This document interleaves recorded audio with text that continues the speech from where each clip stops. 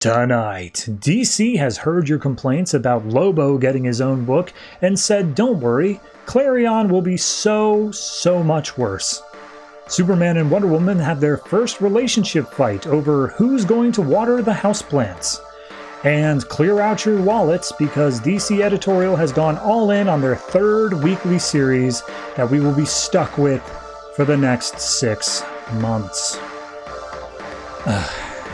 All that and more tonight on the Not So New 52.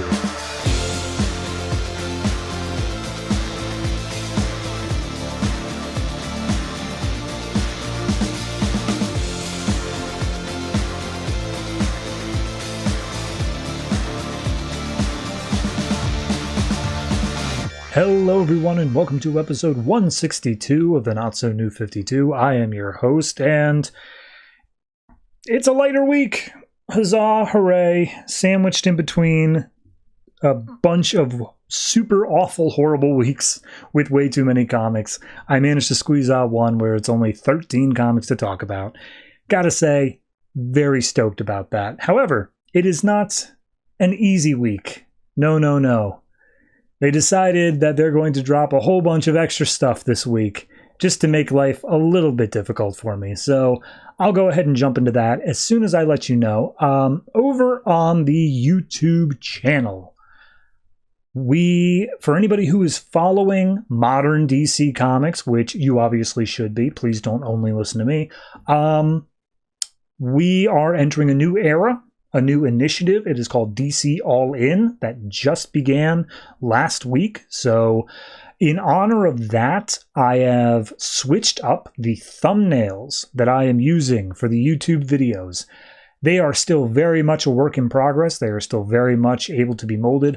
I am very interested in your opinions on those. Please, if you could check out the YouTube channel, look at the newer thumbnails for the DC All Ins. It's literally just the things released yesterday, so there should only be one as of the time of releasing this, but check it out. If you like the style, if you have any input, please let me know. I am super interested in that. Not going to say I'm going to listen to you, but I at least want to hear your complaints. So yeah, that's that. Anyway, comics for this week, I will go ahead and list them off in basically no particular order here. We have Batgirl, Batman, Superman/Wonder Woman, Green Lantern Corps, Earth 2, Justice League United, World's Finest, New Suicide Squad, Constantine, Klarion, which is a new #1. We also have 3 weeklies now, which is Batman Eternal and World's End, as well as and Future's End, as well as the new #1 issue of World's End. You see what I mean by it's a complicated week? So let me just break down what's special about that real quick. First and foremost, Green Lantern Corps, part of a Green Lantern event, Godhead. So that's going on. Superman/Wonder Woman is the aftermath to Superman Doomed. So that's going on. Batman is beginning the Endgame arc, which is already a big storyline. Not an event, but a bigger storyline. Batgirl is beginning a new creative team where we get the Batgirl of Burnside. So that's happening. World's Finest is pivoting over from focusing on Power Girl and Huntress to being about Batman and Superman of Earth 2. Earth 2, World's Finest, and World's End are all kind of mishmashing together, so you need to be able to read them in the proper order. Don't worry, I will put them in the proper order on the show, but it is not an easy feat to do. And then Constantine is also tying in to the events of Earth 2. So literally every book this week, and as I said, Clarion's a new #1 as well. Literally almost every book this week has something kind of special about it. So nothing is easy about this week, except that there's less than normal. So God closes a window, he also slams the door in your face or something like that. I don't know. Regardless, I don't really have much more to say. Got that all out of the way at the beginning, so I guess we could just jump right on into the episode with, I don't even know what I'm going to start with.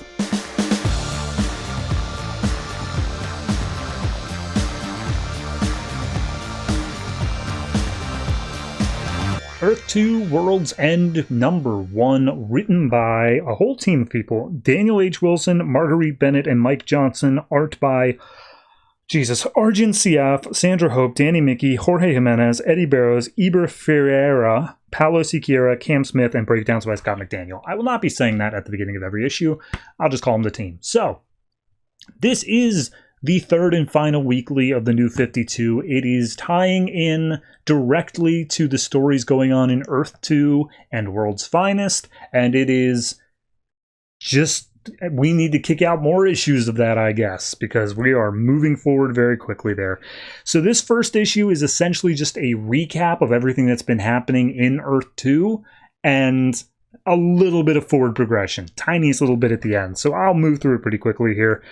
We open up with shot of the multiverse, Green Lantern's talking, and he's like, oh, every choice we make makes a new world, and I made some pretty rotten choices. And we see back in the past, he's talking, Alan Scott, before he became Green Lantern's talking to his boyfriend, I think at that point, named Sam. And he's talking about using boom tube technology to broadcast to other worlds. And Sam's like, that seems really dumb and short-sighted. And Alan's like, nah, man, it's great. Everything's going to be fine. And we see all these other things going on around the worlds, including following the Graysons, which we've not been introduced to yet in the book, but we will get there. So Alan hires Terry Sloan to research the boom tube stuff. Turns out, though, he's using it for his own nefarious purposes, which seems to be spying on Earth Zero, and he's specifically Michael Holt. So one day, Sam's saying, hey, don't do this, don't go through with it. Alan's like, I trust me more than anybody else. And as he leaves, Sam sends an email to somebody about the boom tube information. So we cut over to the 9th dimension, which is where I guess a lot of Darkseid's dudes are waiting at. And we see Steppenwolf, that's his name, and Fury are waiting for their chance to strike, and they're setting up to attack Earth 2, and they're like, oh, the avatars of this planet are also working with us. Mr. Miracle and Barda go by, and it's like, they'll play their own part soon, don't worry about it. And Fury's like, yes, father, and hopefully we can go and fight my mother as well. So we see Batman and Robin are in a Batjet. They are going after someone named Accountable, which is also kind of a group. And Accountable is spying on Terry Sloan, seeing that he's doing the boom tube stuff. And as they track his signal, turns out it's Jimmy Olsen. And Jimmy's just like, Bruce, hold on, you gotta listen to me. And Batman's like, oh, he knows my name, gas him. So they put him on ice for a while. We then go to Metropolis, and we see, Accountable is just leaking stuff about bad people, and they're giving it to Lois Lane. Lois gets a call from her dad saying, get out of Metropolis, and then all of a sudden, Parademon attacks. So we see Lois dies in the initial attack. Superman's upset about it. We see Selena Kyle, Catwoman dies, and Batman's upset about it. And then Wonder Woman's just kind of there. So World Army gets together, they start fighting against, this is pretty much everything we knew in the Earth 2 history. They start fighting against the Parademons. Terry Sloan, he launches a final maneuver which lights Earth 2 on fire, more or less, opens up some fire pits, and it's not a good time. So at the World Army base, we see Superman brings along Supergirl, Batman brings along Robin, and then Wonder Woman's just there, I guess. And they reach this hall of like villains that are all put on ice. They're all just in stasis. And Batman's like, okay, hey, Trinity's here. We also got our kids back there, but we'll leave them behind. We need to talk about, I got a thing. Jimmy Olsen, who's also still on ice, I've been interrogating him, and I've managed to get information that we can take down all of Darkseid's things with a virus. And I've gotten the virus from him, but it's super dangerous and we could all die. And Trinity's immediately like, hell yeah, let's do this. And of course, they all die. So after that, we see, years pass, 5 years. We meet the Graysons, who are Dick and Barbara Grayson. They have a kid they're tucking in. I don't think the kid has a name at this point yet, but we get what's his name? Jay Garrick getting his powers from Mercury, and that's everything we saw in issue 1 of Earth 2. And then Terry Sloan is freaking out because he's like, how did they know to take down the towers? That doesn't make any sense. Who would cross the smartest man? And comes across a dude named Sam Zhao, which is, of course, Alan Scott's boyfriend. So we see Michael Holt gets kidnapped from Earth 0 over to Earth 2. Aquawoman gets kidnapped by the Earth Army under Terry Sloan's commands, and then Lois Lane gets put into Red Tornado's body. Alan and Sam are on a train crashes, he becomes Green Lantern from that, and then literally just all the events of the book. I really don't want to recap every last one of them, but we end up with New Gods Apocalypse invading. Evil Superman shows up. Turns out he's actually Bizarro Superman or something, and he gets defeated as well. And then we meet up with Bedlam, who is at CERN and is using the power of the collider there to try to open a portal to Apocalypse and let Darkseid through. So they end up beating back Superman. All that stuff goes on. Val-Zod becomes the new Superman, and everyone is happy. They're finally managing to get on the upswing. So then we cut to the new stuff, and we see Flash is running around the planet. He's talking to Hawkgirl. They're just trying to put the world back together as best they can. Jay's also looking for his mom because she disappeared in all the chaos of stuff. Hawkgirl, meanwhile, is looking for her own stuff, but she's a little cagey as to what.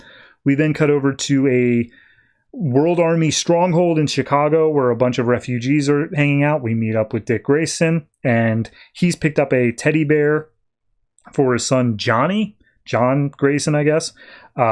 He says, like, man, there's not enough rations to go around. I've been up, like, unable to sleep for the past few nights. Everything's going wrong. And Barbara's like, hey, don't worry about it. Like, we're doing what we can. And he's like, yeah, but, like, I used to be a reporter. I could do something. If I just, like, flash my press badge, I could report on everything that's happening here. And she's like, hey, at least we're all together. So we see most recently over in World's Finest, Helena and Kara, Power Girl and Huntress managed to come through back from Earth 0 over to Earth 2.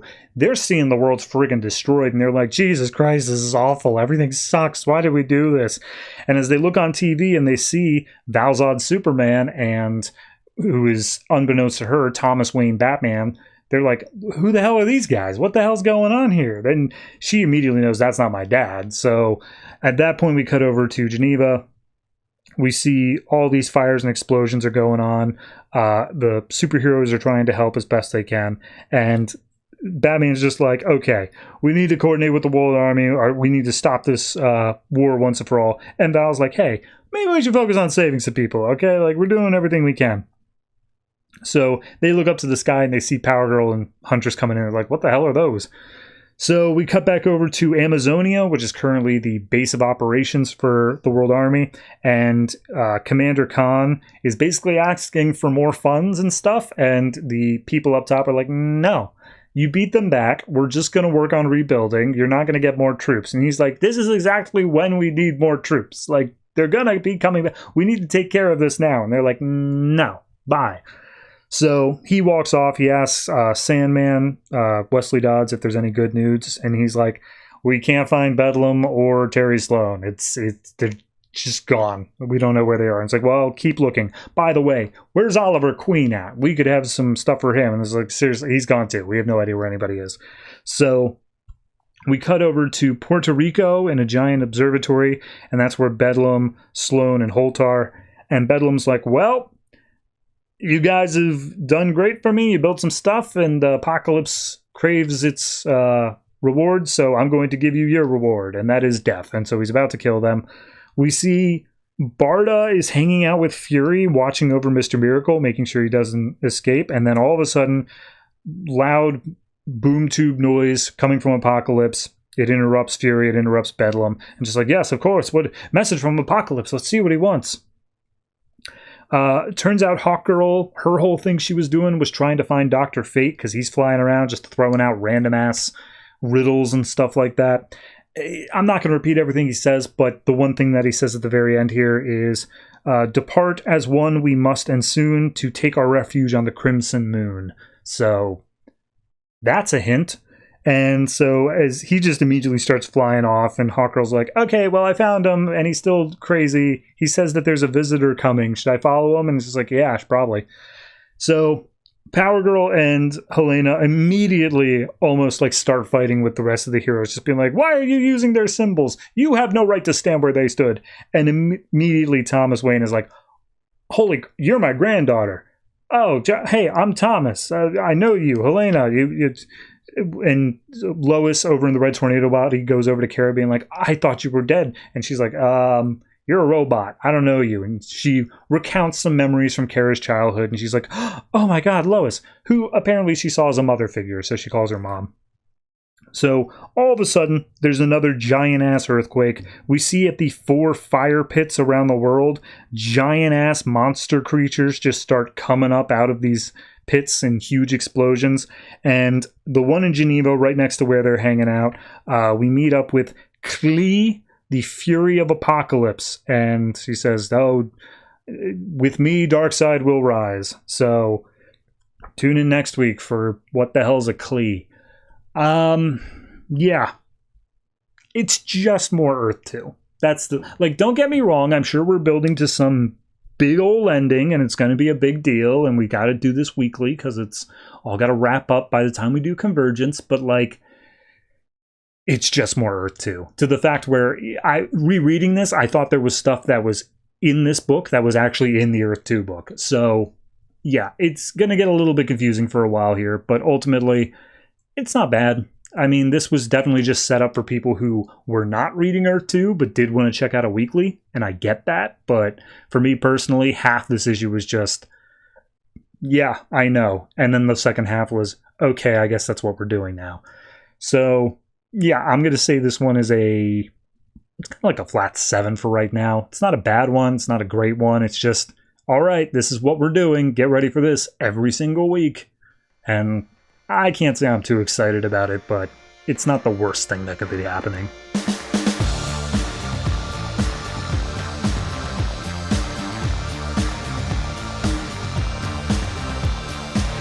Green Lantern Corps number 35, written by Van Jensen, art by Bernard Chang. This is the next part of Godhead. This is part 3, I think.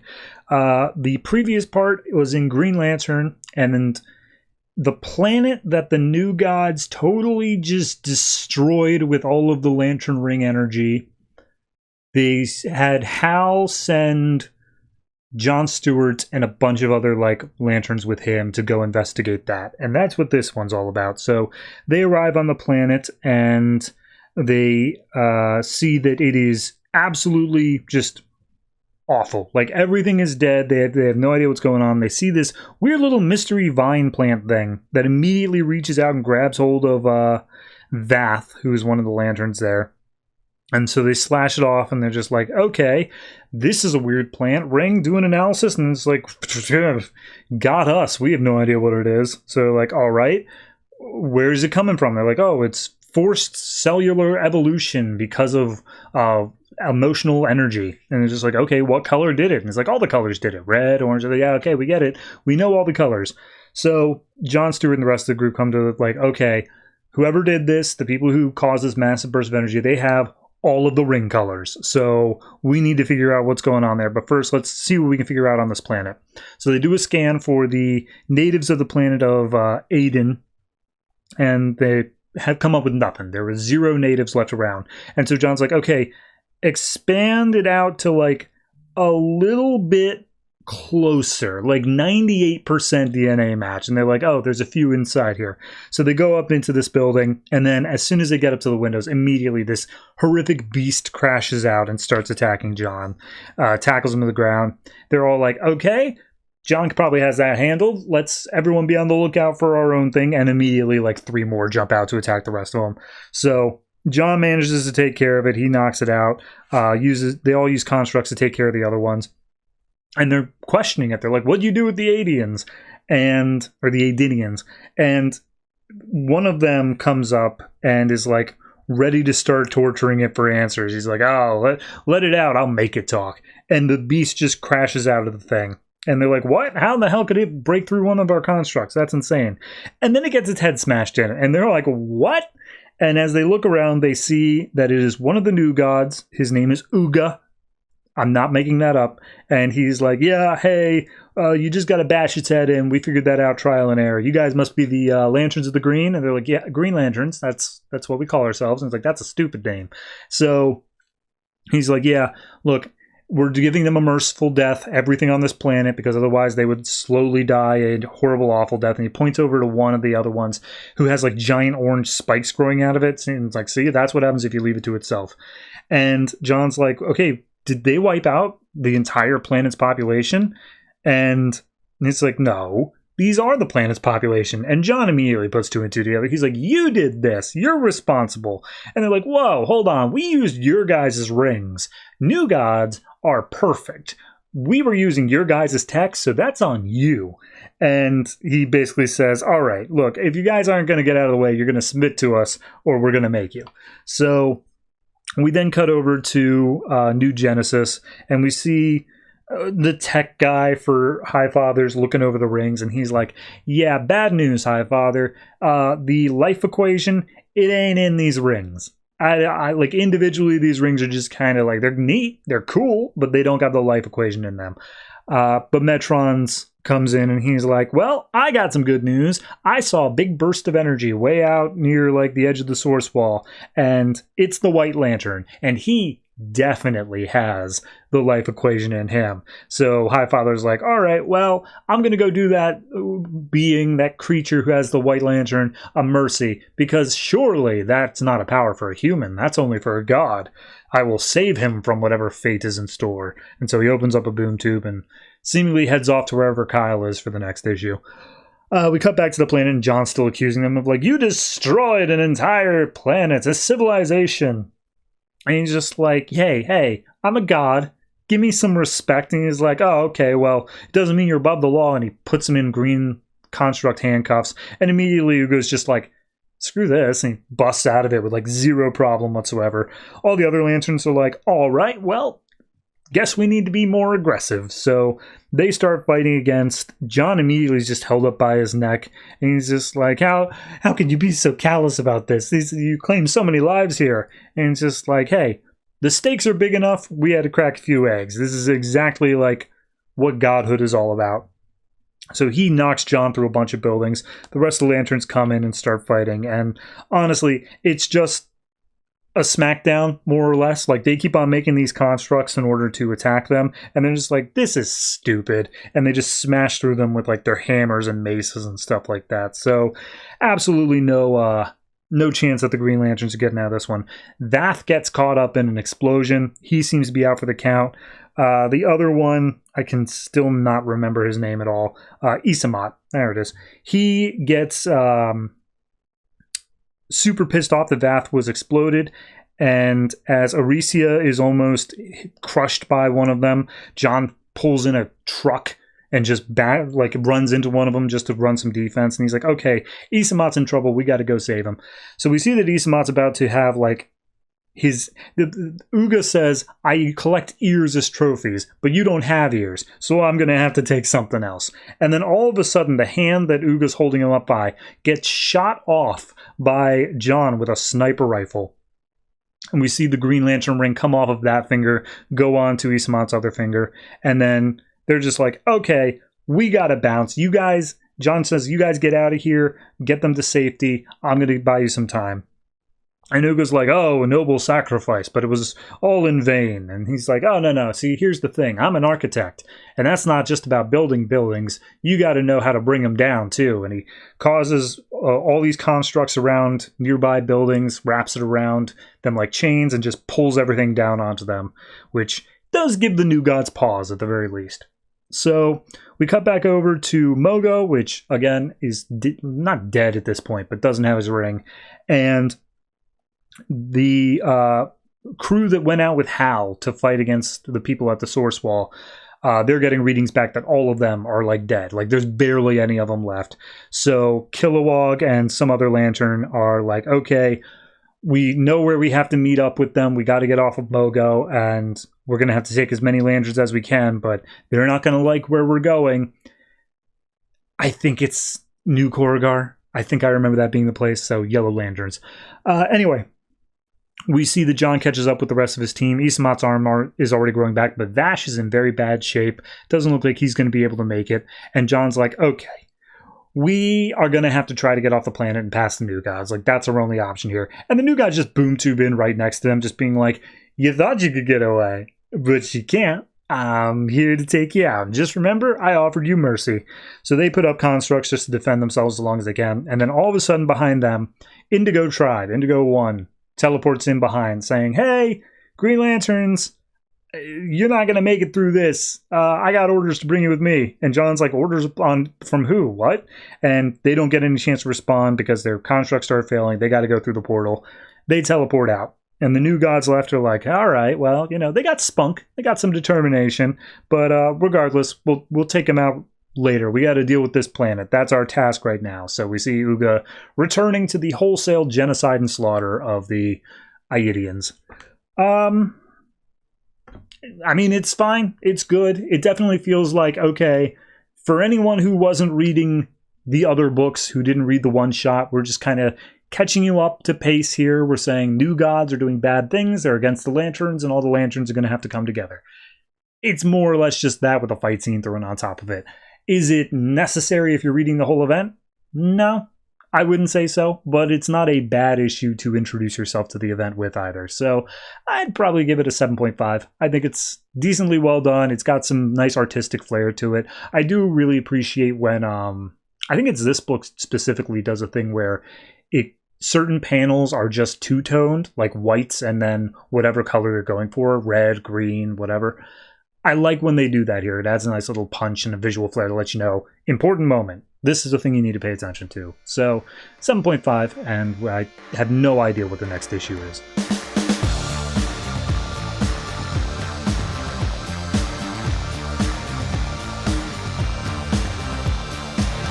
Klarion #1, written by Nocenti, art by Trevor McCarthy. It's a new series, and it hasn't been collected in trade paperback format, so you just know it's going to be good.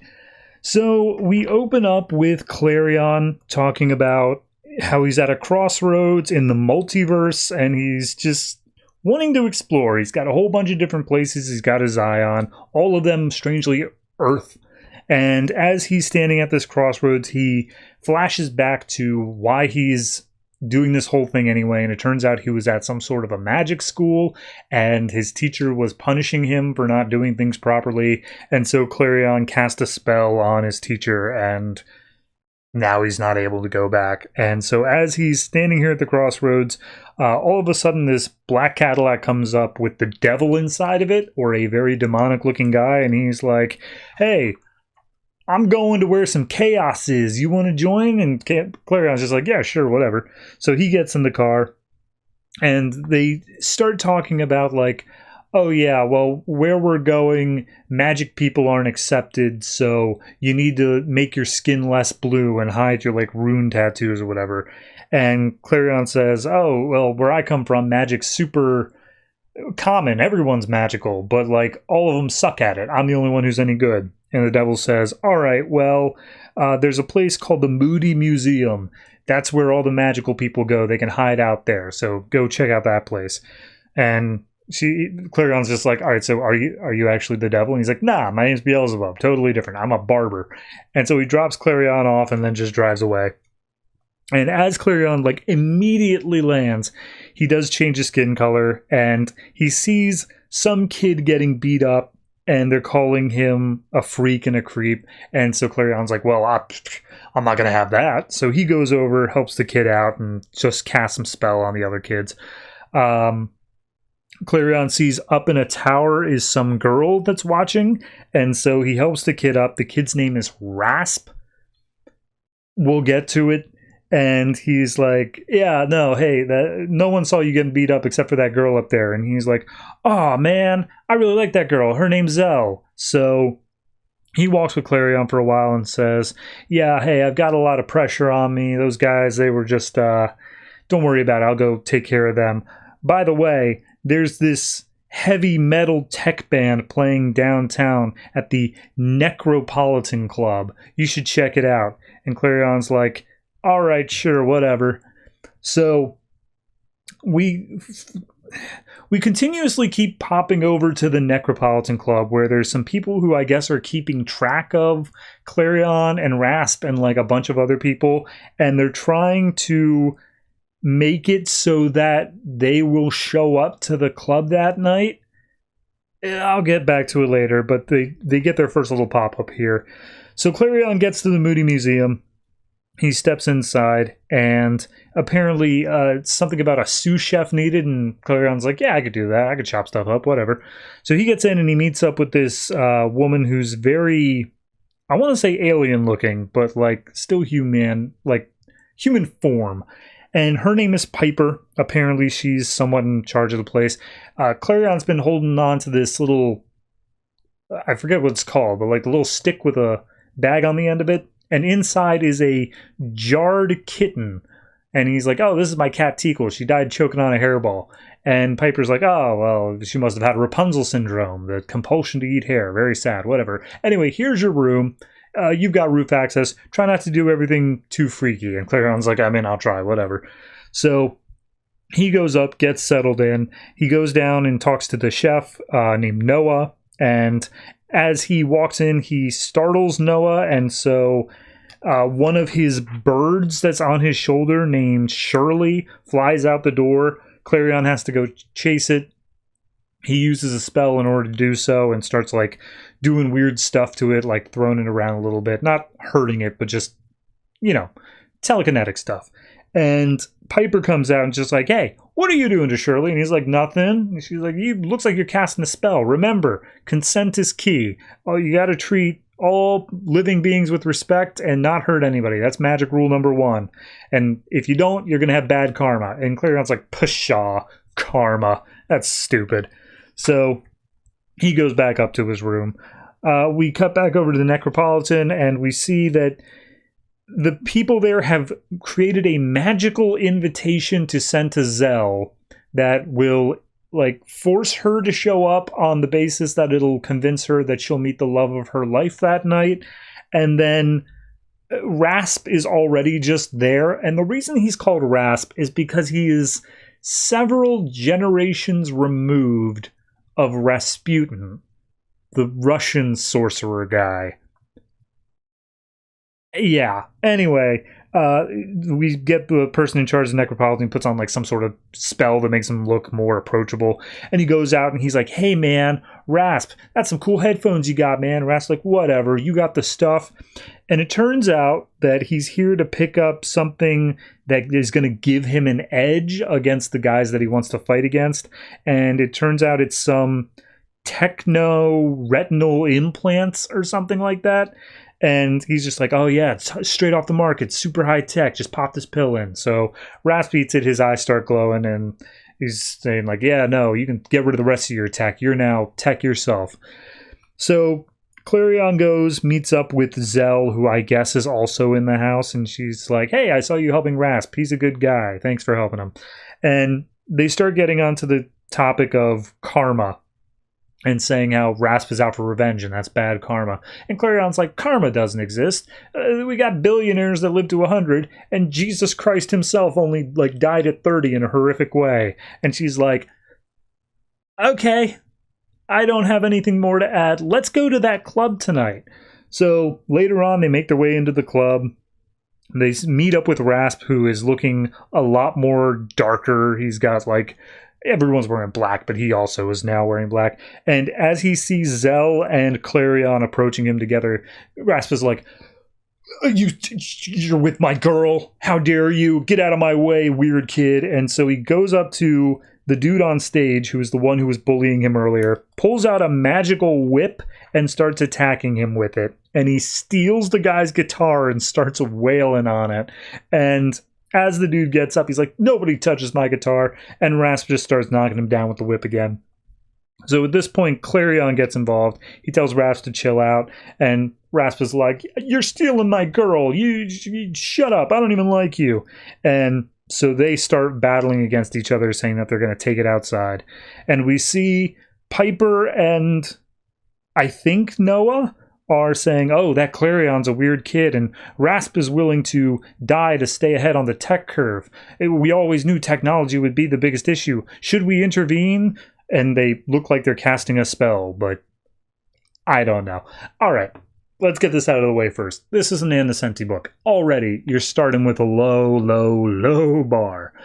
And on top of it, this is one of the few books that DC did not collect into a trade paperback, means that not a lot of people were interested in this one. So going into it, very low expectations. Coming out of it, yeah, that seems fair. It's a mess. It's throwing like 100 things at the wall. It's getting weird with it right off the bat. And for a book like Klarion, I can accept that. I'm not opposed to it being weird, but I do need to be caring about the characters and the plot before we move into the heavier things. And like, I don't care. Like, you've introduced 7 characters thus far. Your 3 kids, the 2 people who run the place and the 2 people who run the Necropolis place. I don't care about any of them. I don't even care about Klarion. You've given me nothing. So yeah, no, failure on that. Art-wise, it's fine. It's got some creative panel layouts. It's not bad in any way. If anything, it's just a little confusing at some points, but not a bad art style. Just writing. Jesus. So overall, I think I got to give this one I'll give it like a 4.5. I don't want to be too harsh starting out, but like, it's not a good start. And I worry what the next 5 issues are before this ends up getting canceled.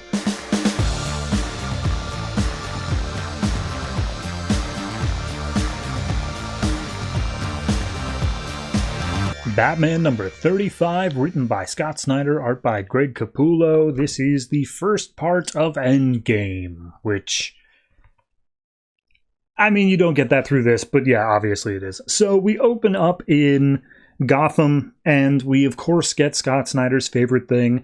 Let's talk about a building in Gotham. We talk about the Gotham Royal Theater, which rebuilt itself shortly after Zero Year, and all these people were helping to rebuild it. They all wanted to get the arts district back up, and the Wayne industry was pumping a lot of money into it, but then they saw that it was like really going over budget by like several $100,000. And so Bruce Wayne talked to the architect, he's a friend of his, and said, hey man, what's up? Why are we going so over budget? And the guy said, there's a deus ex machina in plays. There's a thing where Apollo descends from the heavens. And so I wanted to set up this harness system that like really sold the moment of descending from heaven, you know? I want the people deserve that after what they've been through. And Bruce says, you know what? In the end, worth it. So then we cut to Gotham of what's going on right now, and we see that there is a giant gas cloud that's enveloping like 10 city blocks in either direction, and news cameras are coming over it. They're like, oh god, is it Scarecrow? Is it Joker? Is it what kind of horrific gas is it that's enveloping Gotham City? And we see people running out of it, and news anchors are like, well, scientists have run some tests very quickly, and it seems to be harmless. It seems like it's just steam. Like, it's good. No worries. Like, what? Who the hell is attacking Gotham with steam? And we see Batman in what is later termed the Justice Buster outfit. And he's like, all right, I've got everybody out of the way. So if you're going to come at me, step into my ring. Welcome to Gotham. And yeah, then we cut back in time. And we see, I don't even know what, a nightmare? A future vision? Sure. We see Batman fighting against some weird-ass, goopy alien things with Bluebird and Lark, which is definitely Duke Thomas and Harper Row, but they don't say that yet. And so they're saying, oh, there's no way we can escape. They're everywhere. We can't do it. And then Batman gets attacked, and his vitals go through the roof, and then all of a sudden he wakes up. And we see we're at Old Wayne Tower. Alfred's there, and he's got Bruce Wayne, and apparently this is some sort of fear toxin that causes people to tap into the part of their brain that like thinks they die in dreams and like gets that all pumped up. Bruce got hit with it by Scarecrow, and now he's got it out of his system. No big deal. So we see inside of this new Batcave going on, we've still got Julia, who is introduced over in Batman Eternal. She's the one running all the computer stuff, and she's like, hey, I really like not being in the cave anymore and being in this penthouse suite you got going on that's super high tech on the inside while looking totally normal on the outside, but I'm only here because my dad is still under the weather after Batman Eternal. I'm not gonna hint at how it could have possibly ended, but boy howdy, wasn't that an adventure.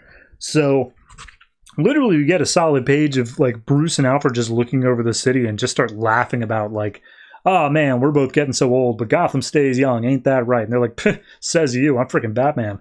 So at that point, Julia looks out the window and she sees something approaching. She's like, what the hell is that? Cue Wonder Woman, who just grabs Bruce Wayne, punches him into the ground, pulls him out, and like just flies him away. And Bruce is immediately like, what's going on, Diana? You want to talk to me? And she's like, no, I'm just going to kill you. That's all that's going to happen. And he's like, okay, not sure about that. So he pulls something out of his utility belt, slaps it on the side of her head, and like freezes her up enough that he gets dropped from several hundred feet in the air and crashes down into a park tree. And he's like, no, seriously, can you just talk to me? Like, what is happening here? And she's like, it's simple. I'm doing something that everyone in the Justice League wanted to do for so long. Well, I'm here to kill you. And so Bruce tries to like scramble away, and he's like, Julia, get Alfred to enact Plan Fenrir. So he says, are you sure you're going to have time to get into the suit? And he's like, just do it. I really don't have time for this. And he also says, release the gas as well. So all of that stuff happens. Welcome to Gotham. We cut back to now. And Wonder Woman's just punching up against Bruce inside the suit. And he runs some tests, realizes she's not holding back, but he also doesn't see any reason why she's, messed up at all to begin with. So he's like, all right, I can't hold back either. He throws a solid punch with the mech suit. She goes through a few buildings, and he's like, come on, tell me what's up. Tell me why you're doing this. And she is like, no one did this to me. No one's doing it. Maybe I just hate you. You ever consider that? Maybe this is just the end of things. So she charges at him again, this time with her sword out. She slices off his hand, and we see it blood just gushing out. She stabs the sword through the center of the suit, and Batman's just like, why, Diana, why? And Wonder Woman's like, shush, shush, shush, shush, just fade away into the dark. We don't need to talk anymore. Turns out, of course, this was Batman. He got something on the magical black market that is essentially the opposite of Diana's lasso of truth. It is the bind of veils, and he managed to get it around Diana so that she thinks that all this is happening. So Bruce is like, okay, is anybody else coming on the radar, Alfred? And he's like, no, nothing, you. And before he can even say yet, flashes in on the scene, and he starts tearing apart Bruce's suit piece by piece. Bruce immediately yells out, run red. And before his caption boxes say, before he can even see what's happening, he sunk several $1 billion into the suit to make sure it could run fast enough to deal with Flash. And it manages to trace using super fast computers exactly where he is, where he's going to be, and it throws down a frictionless coating onto the road so that when Flash runs past that spot, he just keeps going straight into a nearby building. So Bruce essentially blinks and Flash is done. And that's when Aquaman shows up. And Aquaman's like, enough of the tricks, Bruce. It's time to fight with honor. And Bruce just hits him with like some sticky goop that causes him to fall to the ground. And he's like, yeah, that sticky goop absorbs water the more you move. So like, stop moving. You're not going to be able to get out of it. And Bruce specifically talks to Alfred, and he's like, okay, everyone else taken care of. I'm staying here because if anyone else shows up, this is the only place that's safe to fight. Everyone else is evacuated. Please tell me if something big is coming my way.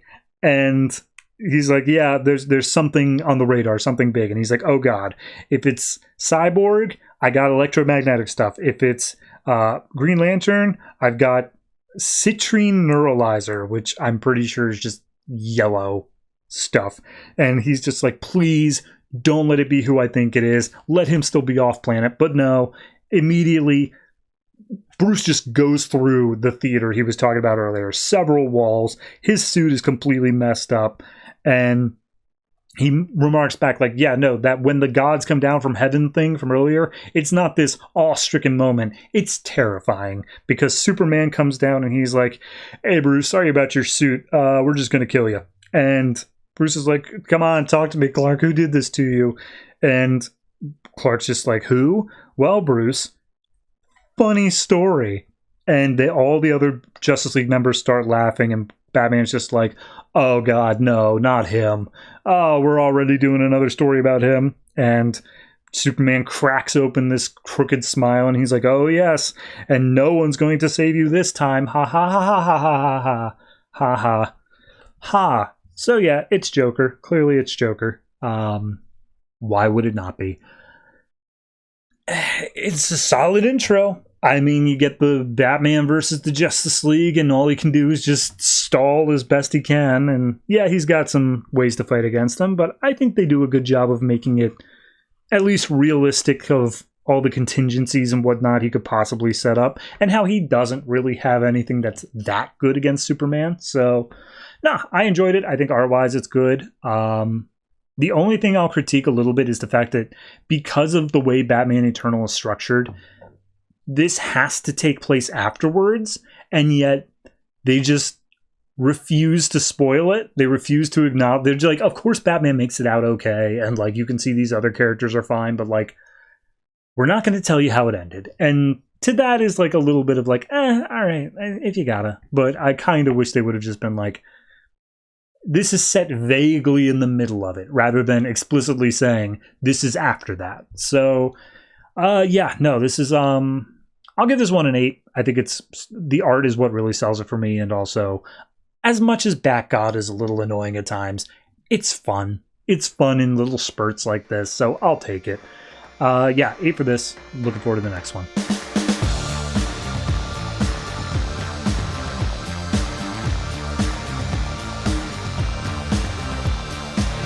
Batgirl number 35, written by Cameron Stewart and Brendan Fletcher, art by Babs Tarr. So this is the eponymous Batgirl of Burnside arc beginning. And by arc, I mean kind of Batgirl's status quo for a while.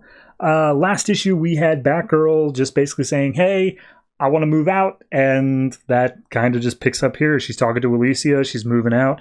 And she's like, oh, yeah, you know, I'm not moving that far away. Burnside's just the other side of the town.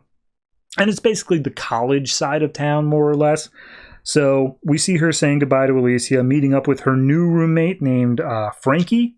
And apparently they met a few years ago in a physio class where Babs was helping her out with some exercise or something like that.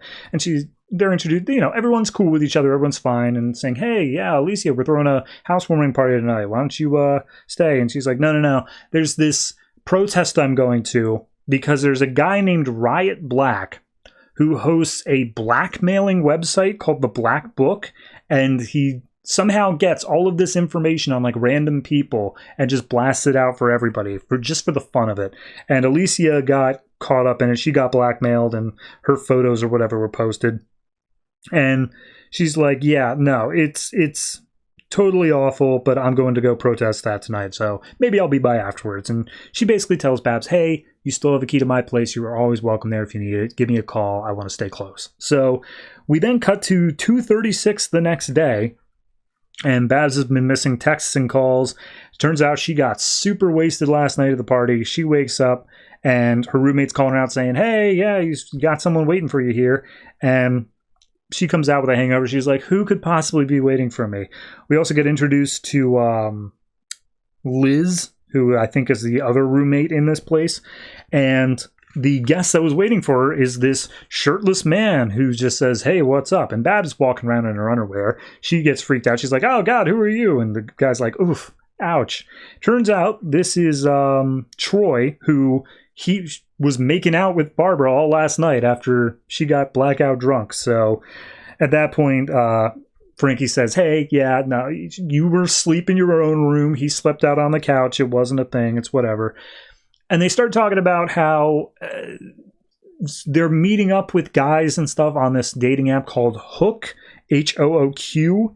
And apparently she's a coder, like Frankie's a coder for the app. I don't know. Regardless, they say they need coffee. Barbara offers to go down to the local store and gets it. As she does so, she's checking her emails and saying that her research that she's been doing, she has a research thing, I guess because she's in college, is not getting the funding, but it's super well advanced and she should be fine enough without it. Also, her savings account is a little bit tapped, and Alicia sent a message saying, hey, I went to the party, but you were already passed out, so hope you're doing okay. So she gets to the coffee shop, she orders some coffees, when all of a sudden dude starts complaining, saying that his tablet was stolen, and Babs immediately notices a guy acting sketchy, and she's like, oh god, do I really have to deal with this right now?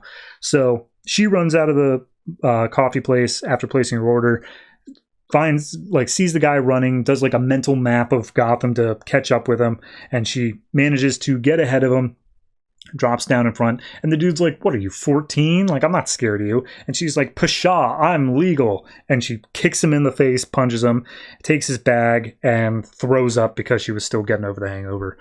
So she didn't get the coffee. She manages to get back home, and waiting down on the stairs to her apartment is Dinah, Black Canary, who's yelling into her phone. And at the end of the Birds of Prey book, Batgirl is like, Dinah, I never want to see you again. And here she echoes that sentiment, and it's just like, seriously, get out of here. I don't want anything to do with you. And Dinah's like, look, you don't understand. My place, my apartment, everything I had, it all went up in flames last night. It's gone. I don't know what caused it or what's happening. And Barbara immediately starts freaking out. She's like, oh my god, no. And she starts like running up the stairs, and Dinah's like, whoa, hold on, what are you freaked out about? And Barbara confesses that while Dinah was away doing whatever she was doing, Barbara used her place to store her gear and all of her equipment and stuff like that. And she promised it was only temporary, but she didn't tell Dinah that. And Dinah's like, I'm sorry, you're not talking to me, but you're using my place to store your stuff? If this is a supervillain thing, you are absolutely helping me out with it. So they go up into the apartment. Barbara does a quick introduction of Dinah and says like, yeah, no, they sold out of coffee, don't worry about it. And as she goes in, she's like, okay, my laptop gets an auto update from my gear every like few minutes, so I should be able to check to see if that's still there, or like what happened to it in the middle of the night. But as she gets back into her room, she realizes that her laptop has been stolen, and she's very concerned about that. She goes out to Frankie, and it's just like, yeah, a couple of other people's phones were also stolen. It probably happened at the party last night. And Barbara's like, but all of my work was on that, like my school stuff. My advisor's going to kick me out. I'm going to flunk out of the program. And Barbara immediately closes her eyes, and she's like, all right, hold on, I just got to think. And she pictures like her perfect memory of the entire party that night, everyone who was walking around. And she starts asking, like, okay, this person had like 2 backpacks on them. Were they someone in that? There was someone else there that I don't recognize. He was looking a little bit sketchy. Can we like get any info on any of this stuff? And the one that she was pointing out looked kind of sketchy is the one that she decides she wants to follow up on. But there's 2 different leads for that guy. One of them is a girl who had the 2 backpacks, and the other one is a guy who brought that sketchy guy there as a date. So she ends up setting up little meetings with both of them, and they both keep on saying like, oh yeah, that guy, and they give him different names like Jason or Andrew or whatever, and just like, it was a date from hell. Like, I don't know, he stole my tech stuff, and like, I don't think he even wanted to be there on a date. I don't know what he was there for at all. I'm so sorry if he stole your stuff. I wish there's something more I could do, but you know, ultimately, what are we going to do now? So at that point, Babs starts piecing together a plan. She's like, okay, they all met up on a dating thing, that hook thing. I need to make a profile on that. And Frankie's like, OMG, yes, I'm willing to help. So they immediately put a bunch of makeup on Barbara, set her up with a profile. Frankie types in words that are guaranteed to get matches. And before you know it, she's got a match with this guy again, who's undergoing a different name this time. So then we see, because all of her equipment and gear was in the fire, she makes a new suit for herself, and she meets up with Brad. And Brad meets up in the park. He gets a text from Barbara saying, hey, sorry, got to cancel tonight. But as Brad gets up, wouldn't you know it, Batgirl's there and is ready to start throwing punches. So Brad starts running away. She knees him in the crotch and steals his phone, and just like, oh, where are you taking all this tech? What are you doing with it? And he says, oh, it's for Riot Black. I don't know what he does. He takes the data and then he wipes it all. And she's like, all right, well, I'm going to wipe your phone, and then I'm going to put this new thing onto your phone, and I wanted you to give it to your boss. Got it? And he's like, yeah, okay, all right. So we go to Riot Black's club where he's acting as a DJ, and he's like, oh, yeah, you know, if we can really get this club banging tonight, I'll drop some pics of this dude that I got in the hospital. He's got a real messed up disease, and I couldn't stop laughing at it. And that's when Batgirl crashes in saying, like, you're the worst. And Riot Black's like, I know it, but I'm also the best. I'm a hashtag god. He uses hashtag unironically. It's awful. So at that point, they start getting into a fight. She kicks him into the back bathroom. He loses his sunglasses and reveals that he has a cybernetic eye and like implants in his brains, which is how he manages to get all this data, and he wipes the devices and it's all just up in his head. And he's like, haha, there's nothing you can do unless you're willing to kill me. And I know you bats aren't willing to do that. And she's like, all right, fine, we'll make a deal. I will give you a picture of me without my cowl on. You'll have my real identity and I can never be Batgirl again. But in exchange, you delete all of your files permanently. And he's like, gotta see the hashtag goods first. And she's like, all right, fine, sending him now. And she sends the image to him. And it turns out it's a picture of her with a QR code in front of her face that says sucker on it. And the QR code embeds a worm into his head, which then starts deleting everything against his will. And he's like, haha. Or she's like, the black book is now closed. By the way, this QR code, it directs to a DC Comics webpage that is all about, like, it starts showing zeros and ones. It's still functional. I find that incredible. Anyway, so we see that she got her laptop back, but it was all wiped because he was true about that. And she's like, yeah, it's gone. I can't believe it. And apparently Frankie made out with Troy that night as well. They had a thing together. And Barbara was surprised because she thought Frankie was into girls. And she's like, yeah, but Troy's super hot.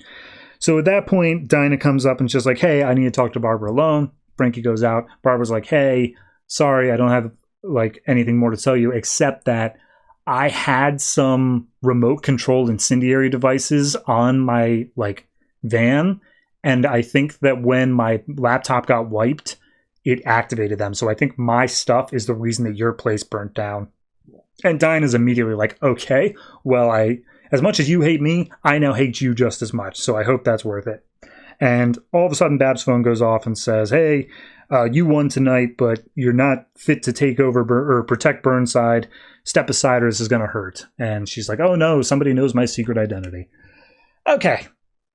So big steps, big swings. We're moving into a new location. We have aged down Babs significantly from what I think she was originally at, but so be it. We got to do that every once in a while. It's not a bad issue by any means. It's dense as hell. I think it's more so to set up the character dynamics and just give us a singular villain that we can fight against real quick, and then we will, set up a more long-term thing as we move forward here. Beyond that, I'm honestly, the most impressive thing for me is that QR code still works. Good on them. 10 years later, it's still going. Incredible. I'm going to say this is I'm going to say 7.5. I think writing-wise, I'm more at a 7, but I am a fan of the quirky new art style enough that I'm willing to give it that extra half point just for that. But we'll see as it evolves over time. Clearly, it's got more built up in the back burners here, and we'll see how it gets out after a few issues. So 7.5 for this. Looking forward to the next one.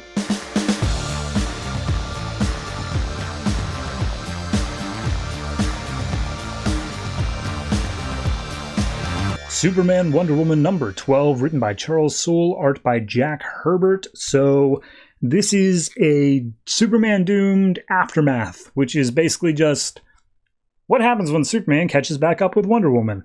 We pick up at Wembley Stadium, where I guess Giganta was attacking and Wonder Woman's already taken her out.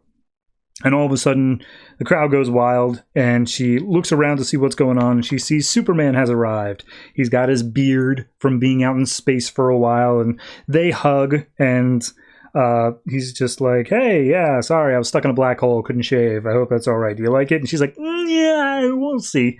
But they end up sharing a kiss, And Wonder Woman's like, I'm sorry, I know you like your privacy. And Superman's like, you know what? Let him look, who cares?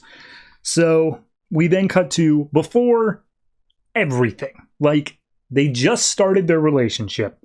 And we see that Superman presents Wonder Woman with a cutting from a plant that he keeps in the fortress. He's like, don't water it. You got to use cooking oil instead. But, like, you got to use that.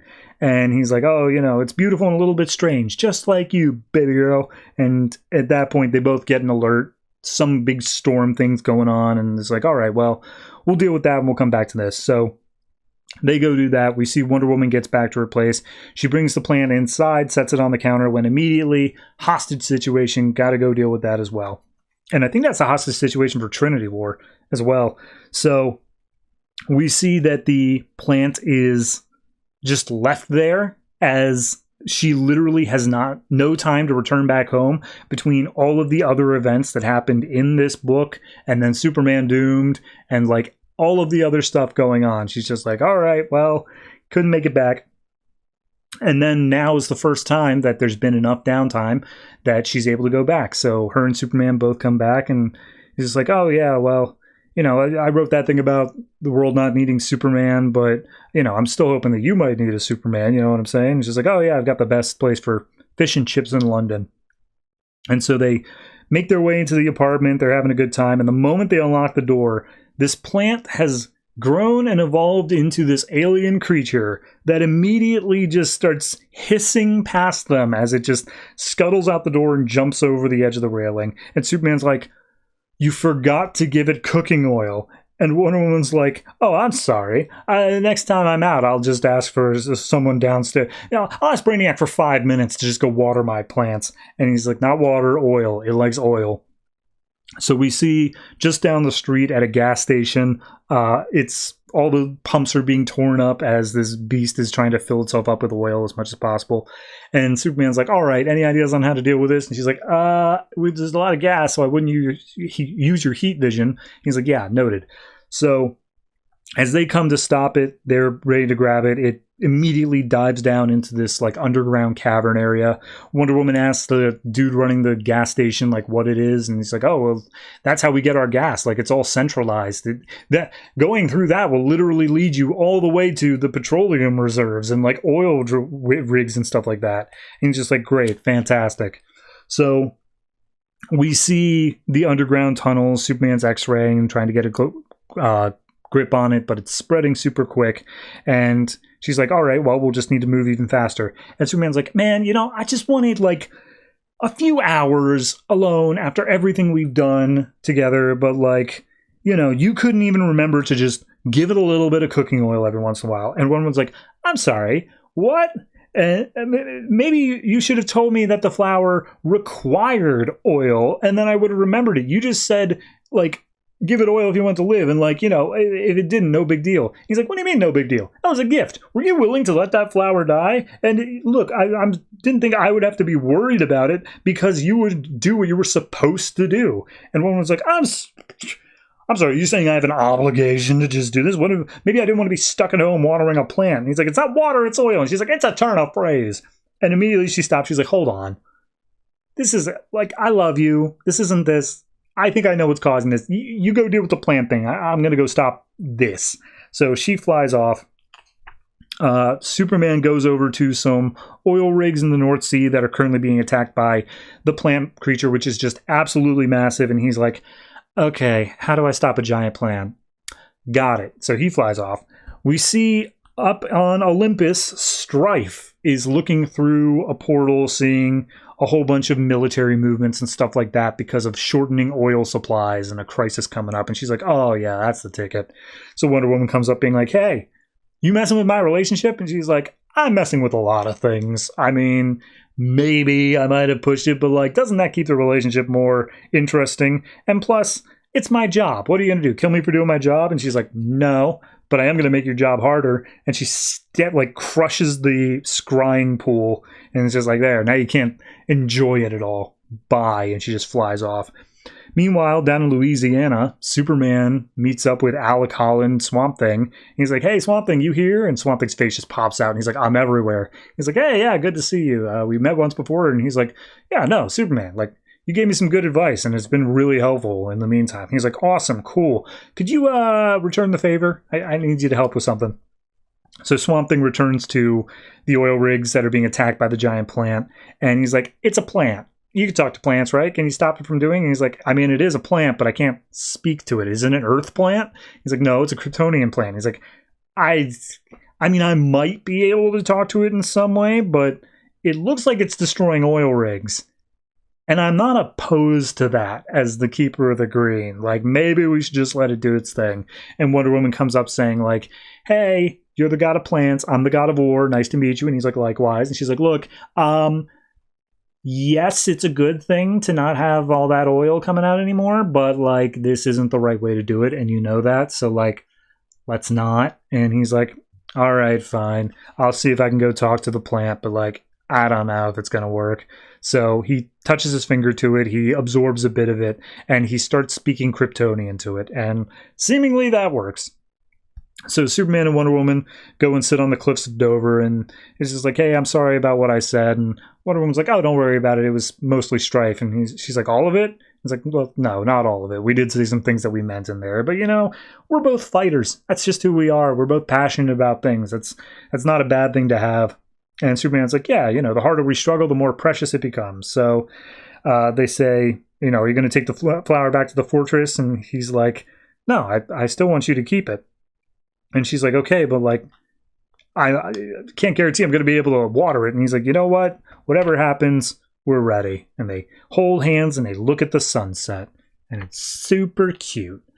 Yeah, no, I mean, it's just a one-shot issue. It's just a one-shot thing of saying, like, and their relationship is still okay even after Superman Doomed happened and a lot of stuff got tested. So I'm all right with it. It's super nice. I am always down for Charles Soule writing more Swamp Thing wherever he can fit it into. Like, I love the way he writes the character. So overall, I'm going to say this one is,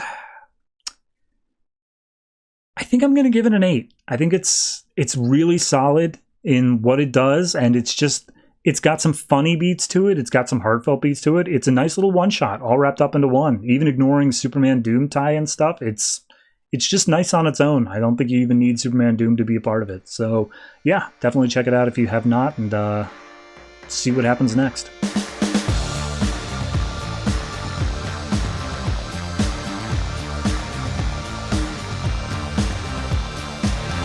Justice League United number 5, written by Jeff Lemire, art by Timothy Green. So last issue, we had them officially coming together, forming the team, calling themselves Justice League United, and then Alana, who was over with Miyabin and her friend Heather, came across the big old scary Witago, and she got powers. Miyabin got powers, and then they rushed her to the Justice League United.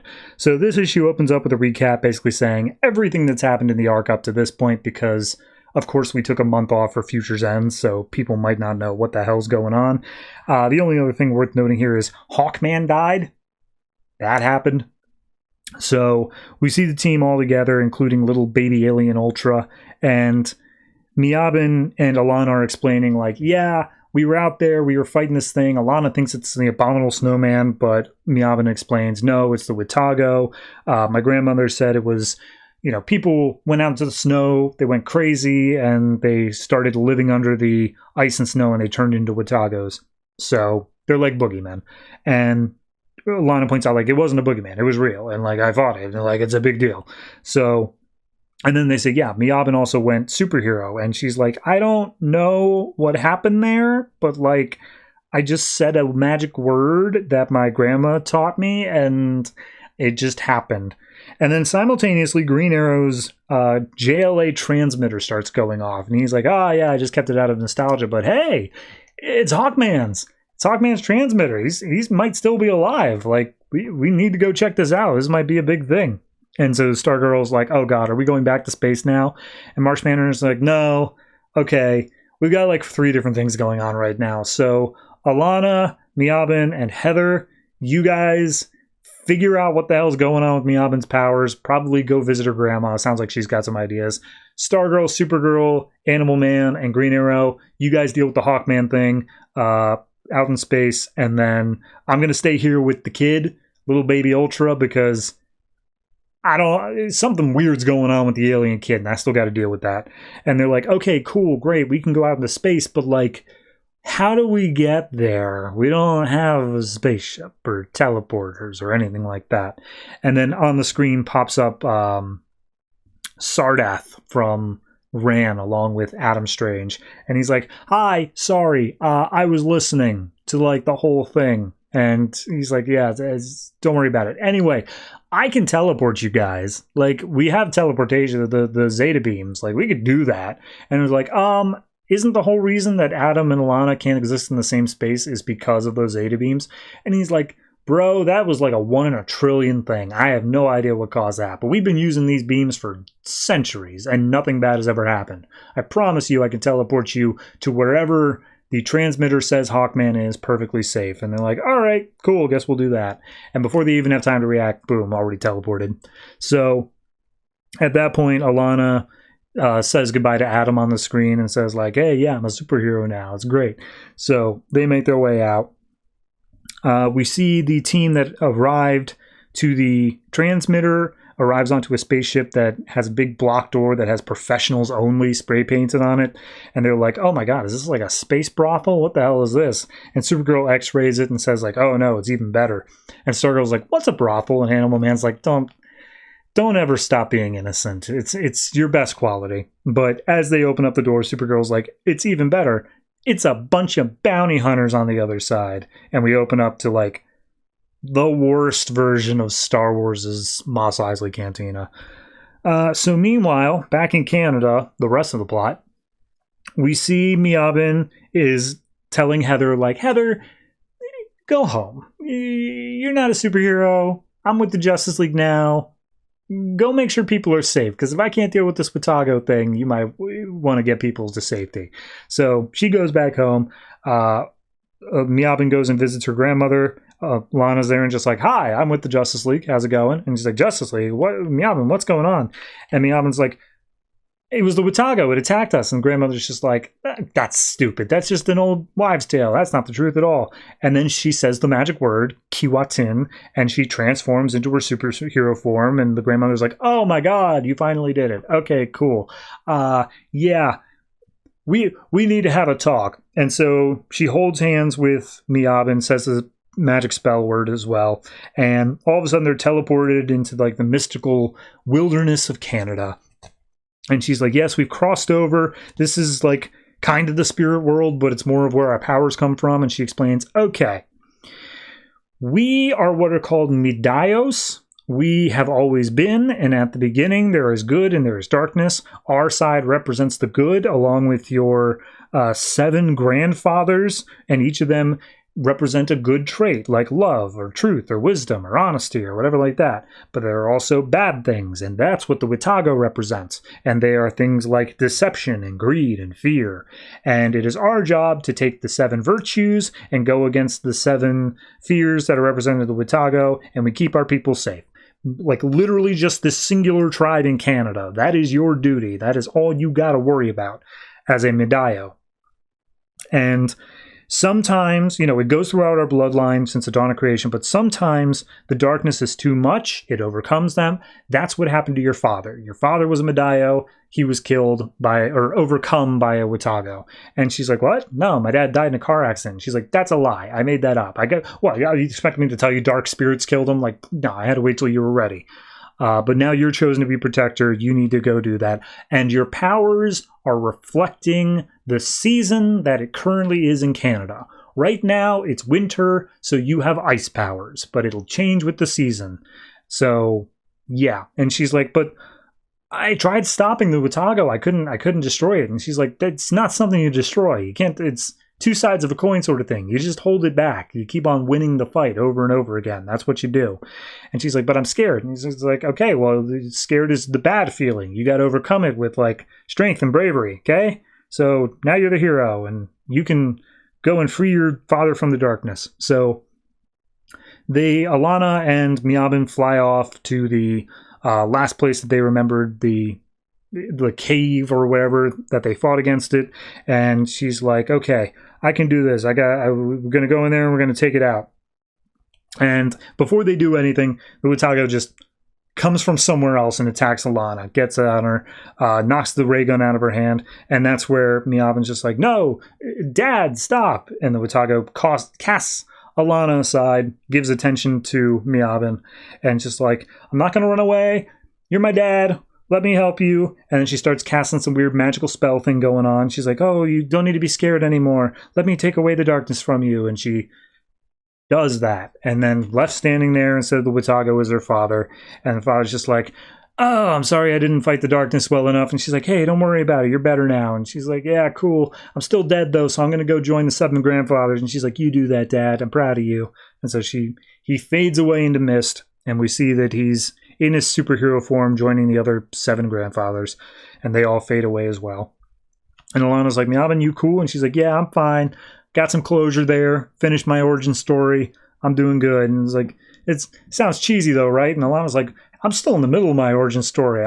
Like 3 days ago, I was a grad student. Now I'm wearing a jetpack and got a ray gun. Like, this is all crazy. So they fly off together to go back to where John and Ultra are.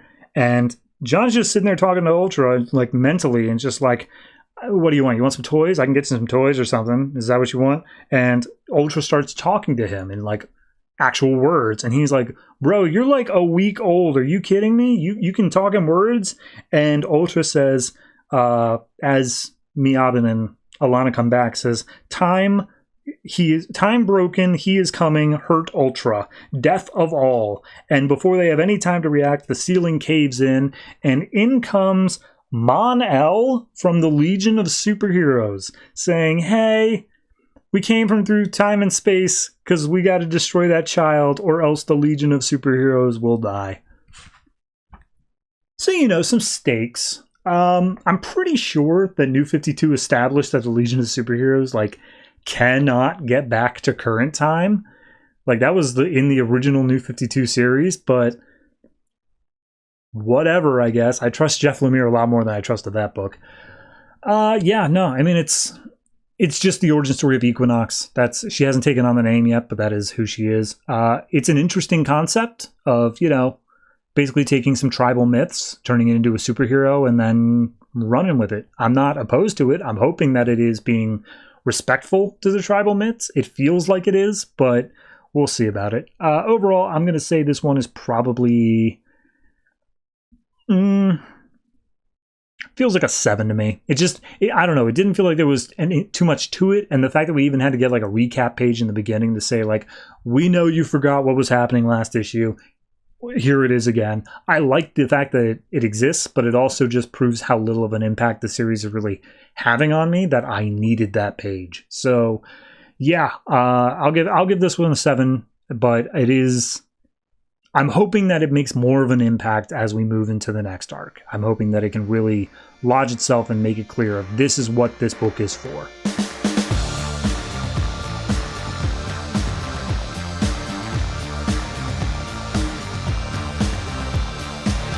World's Finest number 27, written by Paul Levitz, art by Jed Dougherty. This issue kind of is a turning point. It's where it completely changes up the format, where this book is no longer about Huntress and Power Girl, is now about Earth 2, Batman and Superman, just before everything. It's origin story. But the framing device to this is set immediately after the World's End issue number 1, and it is Red Tornado Lois Lane basically saying, this is my little mental diary thing that I'm hoping will survive this, and therefore someone will eventually be able to find this and get a full record of this world's heroes and how they began. So we jump back and forth between the Superman and Batman stuff. I'm just going to do it all at once for each of them. Just know they're intercutting with each other.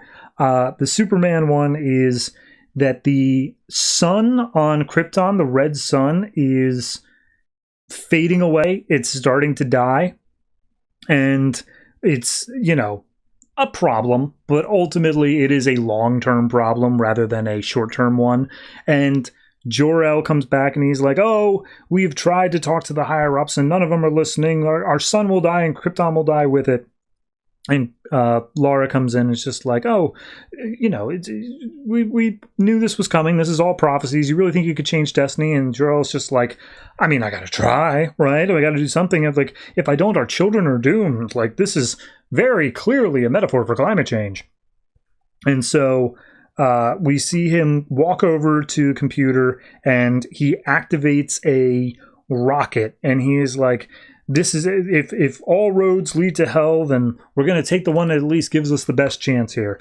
And we see that he's firing this rocket off to the sun. It's going to ignite a gravity well, and that's going to cause the sun to shrink back down from a red giant into a yellow star and therefore be able to last a lot longer. Like, the planet won't be able to survive. However, the rocket implodes just a little too early, and as such, it doesn't work. And Laura's consoling Jor-El. He's just like, it's okay, it's all right. Others have tried, and that's whatever. But Jor-El makes it clear, like, no, you don't get it. Because of where that thing blew up, it's destabilized the entire star. Krypton's got like 10 minutes. Like, I've doomed the whole planet.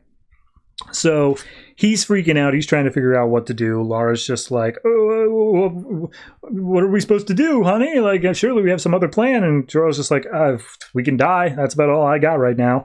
And then all of a sudden a boom tube opens up. And out steps this woman called Intri. And she's like, hi, hey, I'm from Apocalypse. I got an offer for you. I am able to use unlimited power to fix your son, save your planet, and everything will be cool. All I ask in return is your firstborn son.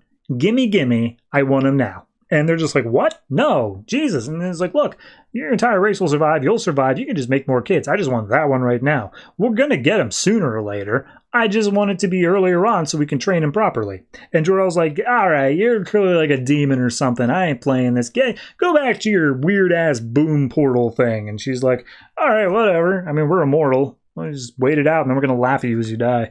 So she teleports back out, and Jor-El's just like, all right, like, okay, maybe she had that power, but like, I can't make a wormhole like she can. And even if I could, like, even a baby couldn't crawl through it. And Laura's like, well, what do we have that a baby could fit in?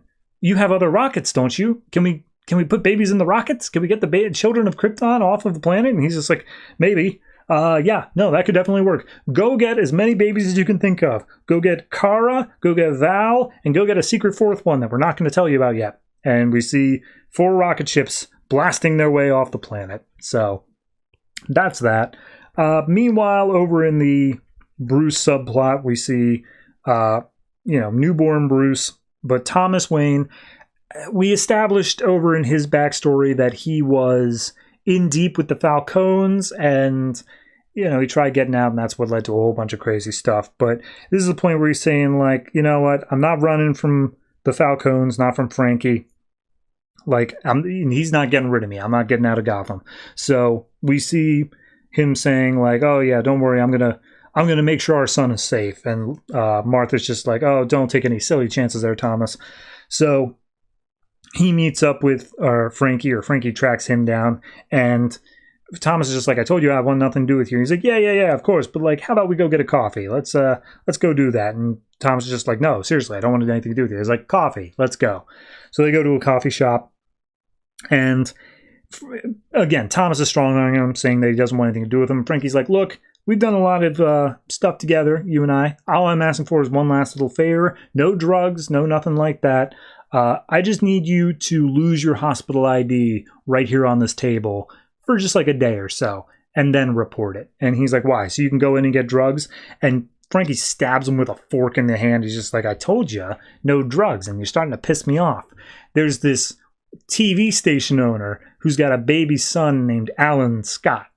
And this TV station owner is saying some pretty nasty things, and he might be a threat to the Falcone family. So I'm going to make him learn a little lesson of what happens when you mess with the Falcones by making a baby mysteriously disappear. And Thomas is like, Jesus Christ, man, that is messed up even for you. I'm not going to be a part of that. There's no way I'm doing that.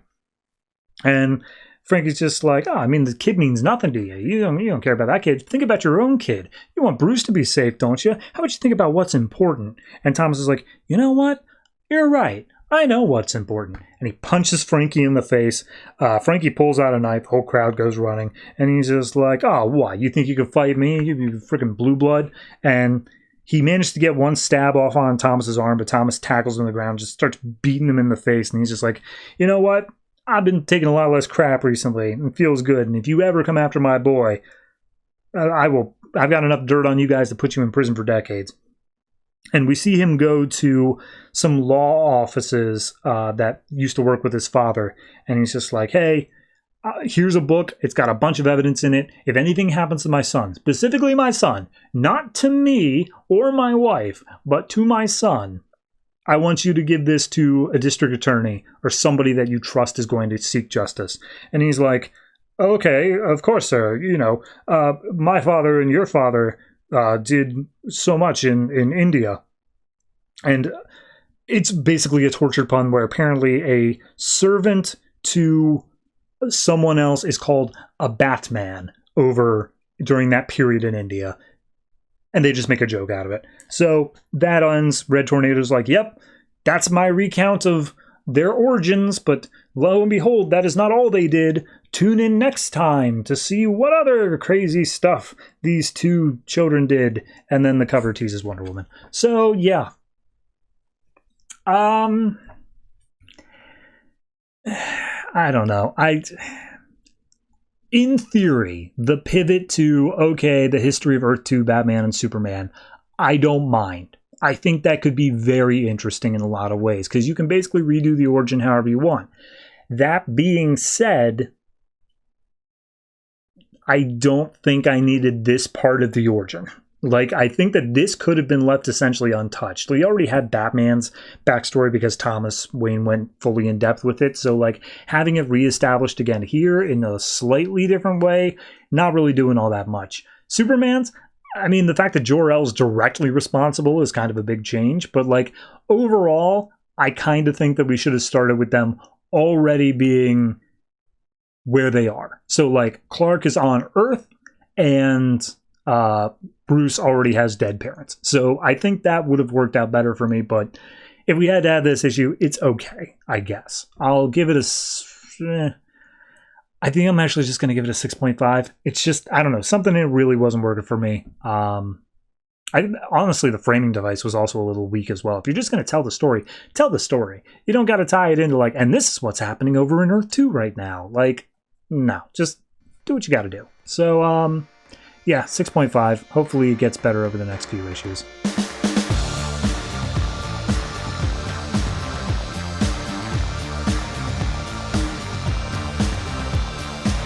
Earth 2, number 27, written by Marguerite Bennett and Tom Taylor. Art by, just have the names, Andy Smith and Marcus Toe. So, it's hard to place in the timeline exactly where this is, but this is picking up immediately after, or a very close time after, World's End number 1. So we open up with some flashbacks to Kara as a young kid being raised by Clark and Lois.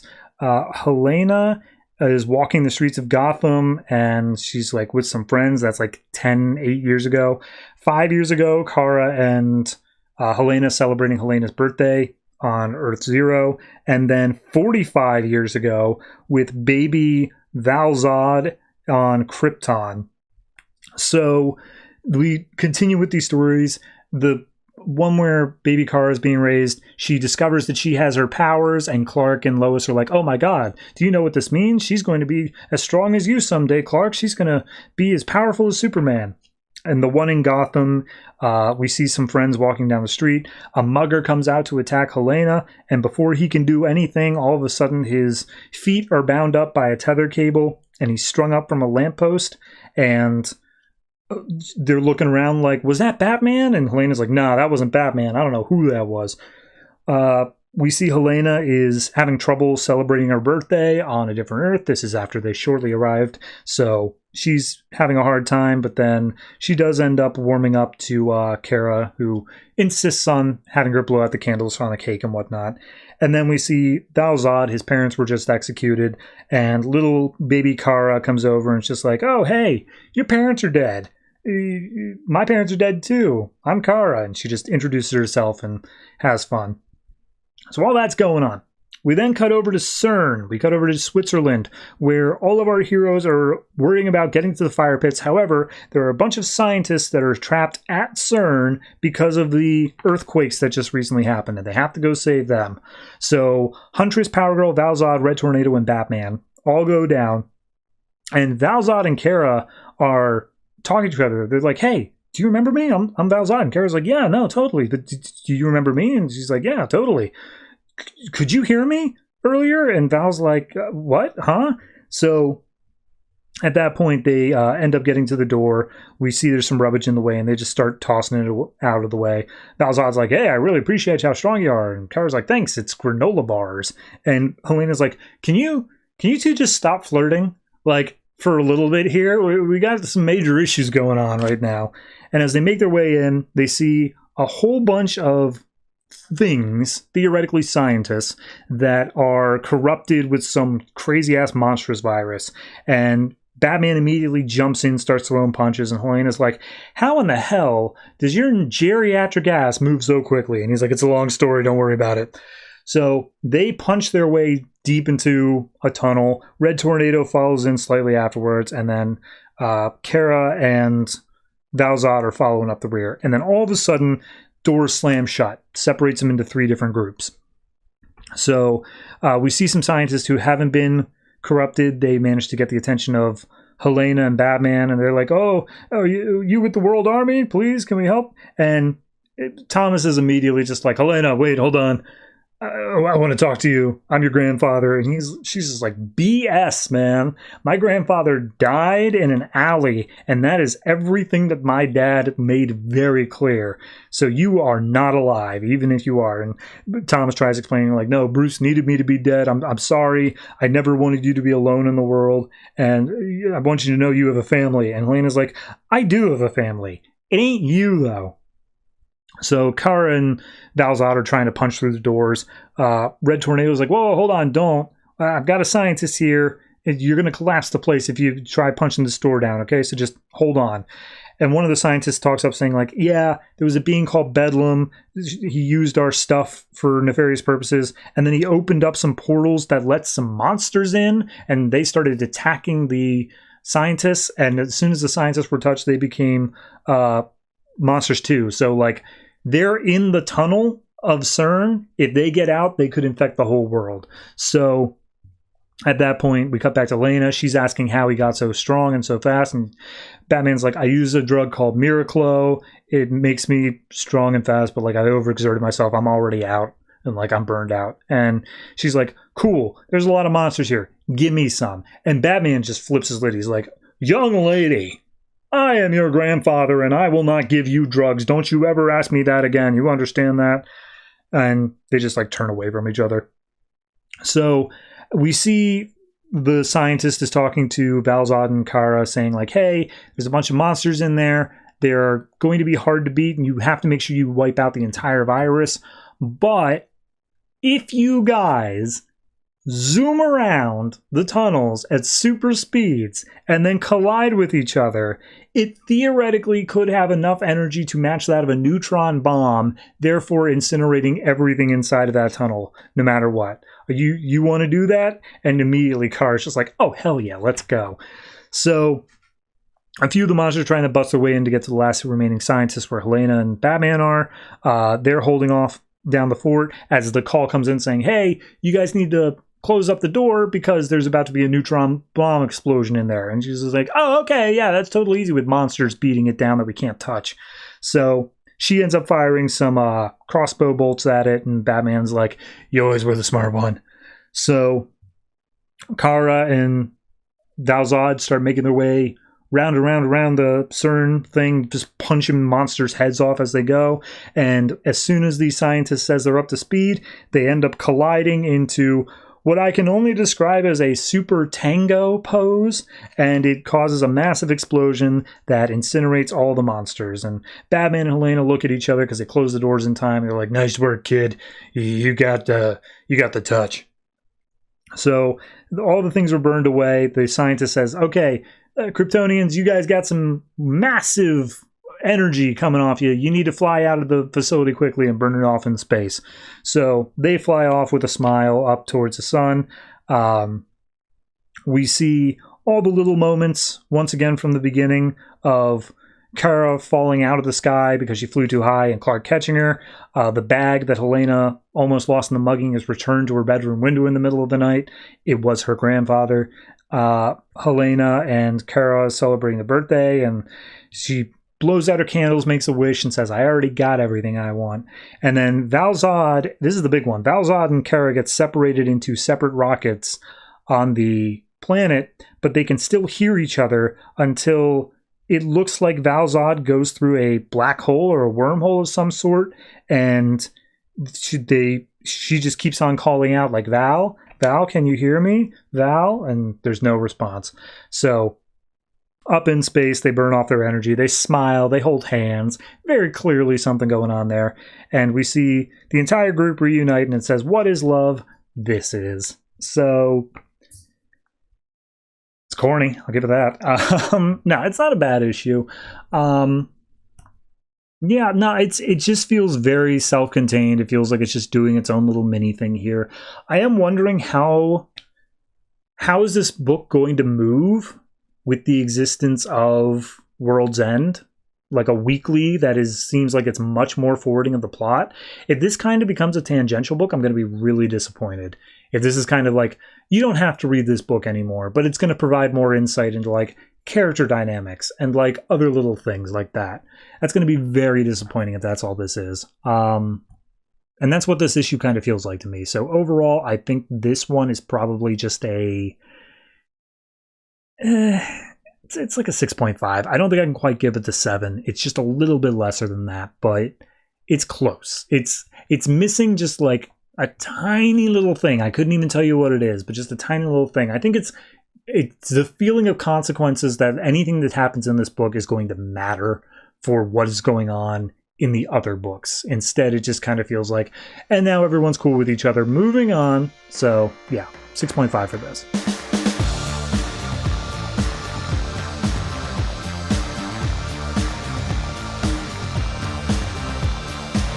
New Suicide Squad number 3, written by Sean Ryan, art by Tom Derenick and Jeremy Roberts. So, last issue, it looked like a train that Deadshot was on got blew up by a bunch of giant Russian robots, and he's dead. This issue picks up with him not being dead, and he is discovered amongst the rubble by some Russian troops who are trying to find the rest of the bodies of the Suicide Squad. But they are unable to find anybody else, so they just pick him up for right now, and they call back to HQ, and they're like, hey, he's alive. We're having trouble finding any of the other ones. Could you maybe send in the giant robots to clear out this rubble and like make that cool? And the head guy is like, niet, we are trying to make it so that nobody knows the robots exist. And they're like, they're giant robots and you just sent them out into public. People are going to know about that. And the Russians are like, well, not if we just keep on denying it. So no, you can't have the robots. So, take that guy in, interrogate him, see if he's going to give up the location of the other ones. And as we cut over to where Black Manta, Joker's daughter, and Harley Quinn are, Harley and Joker's daughter are immediately trying to kill each other. And Black Manta's in the middle just like, guys, separate, sit across from each other. I need to figure this out. All right, shut up. So he gets on the comms with Waller and Vic Sage, and Vic Sage is just like, hey, you're still alive, aren't you? And Manta's like, who the hell is this? I'm sorry, who the hell are you? And he's just like, I'm Vic Sage. I'm your new boss. That's what's going on here. And all the while, Joker's daughter is just taunting Harley, just like, I'm so close to him. His face is my face. We are one. And Harley's like, I'm going to rip your face off your face if they keep that up. So Black Manta's still standing in the middle, making sure they can't get to each other. And he's just calling over to Waller, just like, look, I don't know what happened to Deadshot. I don't know where Deathstroke is. These two are going at each other. This is all gone to hell. Okay, so what do you want us to do here, right? And she's like, look, we have a tracer on Deadshot because the bomb in his neck. We saw that he was moving. He's probably still alive. We can deal with that, all right? And Manta's like, yeah, good. We need to go and get Deadshot back. And Sage is like, I'm sorry. Why? Why do we need him? Like, let's not. Like, you guys, this is all about finding that technology the Russians were working on. That's the whole point of the mission here. And Waller steps in and is just like, this mission has absolutely gone to hell. They got attacked by giant robots. This wasn't part of the mission briefing at all. We're calling it back. We're getting our guys back, and we're going to save this. And Vic Sage is like, what are you talking about? This was the mission. The mission was to find the technology, and they found the technology. We're going to keep continuing on with this mission. So at that point, they're just like, okay, yeah, but we got to get Deadshot first. And he's like, who cares about freaking Deadshot? And Manta says, if we're going to be a team, we need to act like a team. And we need to get Deadshot to prove that. So at that point, she's saying, yeah, we can figure out where Deadshot is, but we don't know where Deathstroke is because some idiot didn't want to put a bomb in his neck. And that's the only way that we have the trackers on them. So Joker's daughter and Harley are still taunting each other. Eventually, Joker's daughter says, you were always too weak for him. And Harley's just like, all right, that's it. She gets up, slams Joker's daughter against some crates. Black Manta tries to get in the middle again. But Joker's daughter starts throwing some punches. She's like, oh, you're a disgrace. You're never anything special. Now I'm special. I'm the one that's closest to him. And Harley gets pissed. Not because she thinks like, oh, no, I'm still the special one. She's pointing out, you're not special. And she tackles Joker's daughter out through a second-story window. They land onto a car. Some more punches get thrown. But basically, Harley's whole point is, you're an idiot. There's no future with him, and especially not for you. And she just starts railing into Joker's daughter, like punch, beating the crap out of her. And just like, this isn't you. This doesn't have to be you. You can be anyone else. Be anybody else. And so Joker's daughter's left just bloody pulp. And Black Manta runs out to stop her and just like, Harley, we got to go before the Rocket Reds find us. And he looks down at Joker daughter's body and just, she's still alive. But Harley looks up and just like, don't worry, I'm helping her. I'm a psychiatrist after all. So they bring Joker's daughter back into the warehouse and just like, okay, Joker's daughter had a little accident. We're going to go get Deadshot now, and we will come back for her after that. And Vic Sage is just like, Waller, could you mute your mic for a second? Just for 1 second. Just pause that for a second. She mutes the mic and he's just like, blow up Black Manta's head already, or Deadshot's, or whoever's, and just end this little thing. And she's like, no. And he's like, what do you mean, no? I'm your boss. And she's like, yeah, and yet for some reason I'm the one with the authority to blow up people's heads, not you. And Vic Sage is like, that doesn't make any damn sense. I'm out of here. And so he storms out to go get some air. And Waller's like, okay, I'll give you his last known location, but he went into a dark zone. We're not sure where, but like, you should be able to trace him down pretty close to wherever he's at. And knowing Deadshot's luck, he's probably still alive. So we cut over to Deadshot, who's being tortured by some Russian agents. He has no idea where the other Suicide Squad members are, and he's telling them that. He's like, seriously, I literally no idea whatsoever. So they're getting pretty pissed off. They're like, all right, what do we want? Do we want to take a break? We want to get coffee? And a voice from outside says, enough. I'll take it from here. In walks Deathstroke. And Deadshot's like, oh, come on. So, yeah. Not a lot happens. I mean, here's the thing. If you view it from the viewpoint of, like, story progression of, like, where did we begin, where did we end? Almost nothing happens. This is a character development issue, and it is 100% devoted to Harley versus Joker's daughter. And I'll be honest, I'm kind of happy we're just plowing right through that Joker's daughter stuff, just to be like, we want these two to meet. We're going to give them their fight. We're going to see how well they take it. And then most likely Joker's daughter is going to be done with. Maybe she'll stick around, but like, that's a 50-50 shot at best. So overall, this issue was a very fast read. It wasn't anything too dense for it. It was just a whole lot of plan making, and then the fight between Harley and Joker's daughter took up like 7 pages just on its own. So I'm going to say this one is probably a... it's a 6.5. I don't think it's quite on that 7 level, but it's not a bad one by any means. I wish that I remembered or cared more about this book, but as it stands now, every time I pick it up, I'm like, what the hell was happening? Oh, right, Russia and Vic Sage and all that other crazy stuff. So, yeah, here's hoping they can make a bigger impact as the book continues.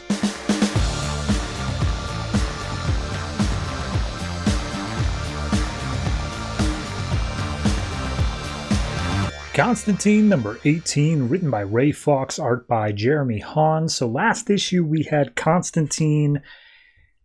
He was being bounced around a bunch of different areas. He came to Dr. Occult and then realized, okay, here's a spell to get back home, but it went horribly wrong, and he seemingly ended up on Earth 2. So yeah, we pick up on Earth 2 in England, and Constantine is having a drink with Chaz, Gaz, and Maureen, just a bunch of old friends of his, and they say, yeah, you know, end of the world, and you pour me a proper pint. And they're just literally drinking and having fun, and turns out it is Constantine's birthday, and they have a toast to say, yeah, there's never going to be another one like you.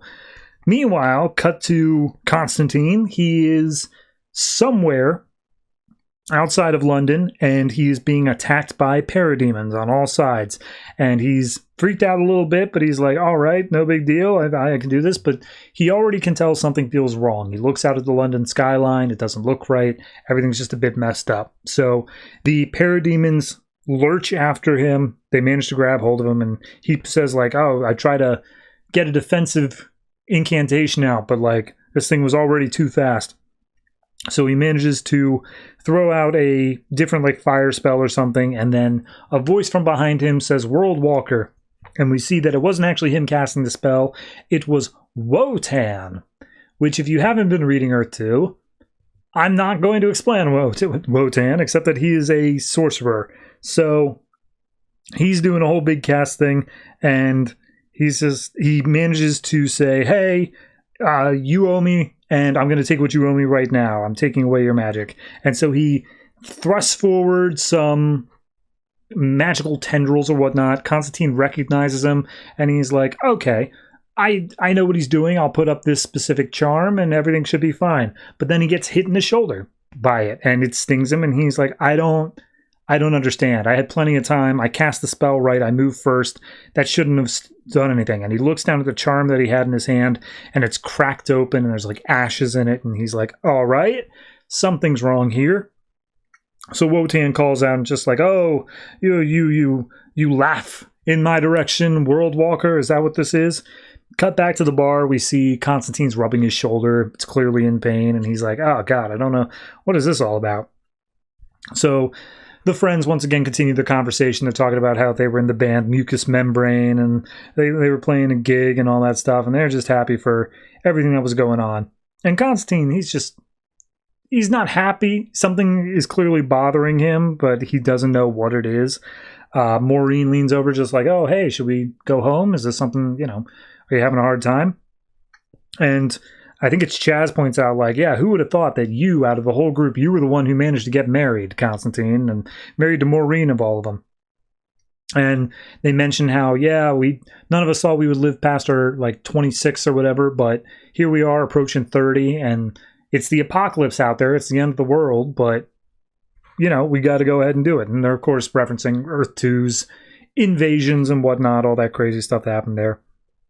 And Maureen's just like, hey, all right, let's go home. Let's get out of here, and we should deal with whatever you got. And so he stands up, and he starts stumbling around. They think he's just being drunk. But then we see the other Constantine, who's being attacked by Wotan, is stumbling over in pain. And he's like, what did you hit me with? What was that? I can't even see properly. And he's just like, oh, you are nothing before the great Wotan. You are a mere ant looking at the boot above you that is about to stomp. And Constantine's like, hold on, you called me something before. What was that, World Walker? And he's like, yeah. Well, you don't know? You don't even know what you did. Jesus. Dude, you crossed universes, man. You've taken the road of gods, and I don't know what you managed to do or how you managed to do it, but you are now able to act as a portal. And I'll have to rip you in half more or less, but I can use you to get out of this world because Christ, man, it is a mess over here. So he manages to bind Constantine onto this big circle thing. And he's just like, yeah, regardless of who pushed you here or whether you did it yourself, you're going to be my escape. I'm going to make it through.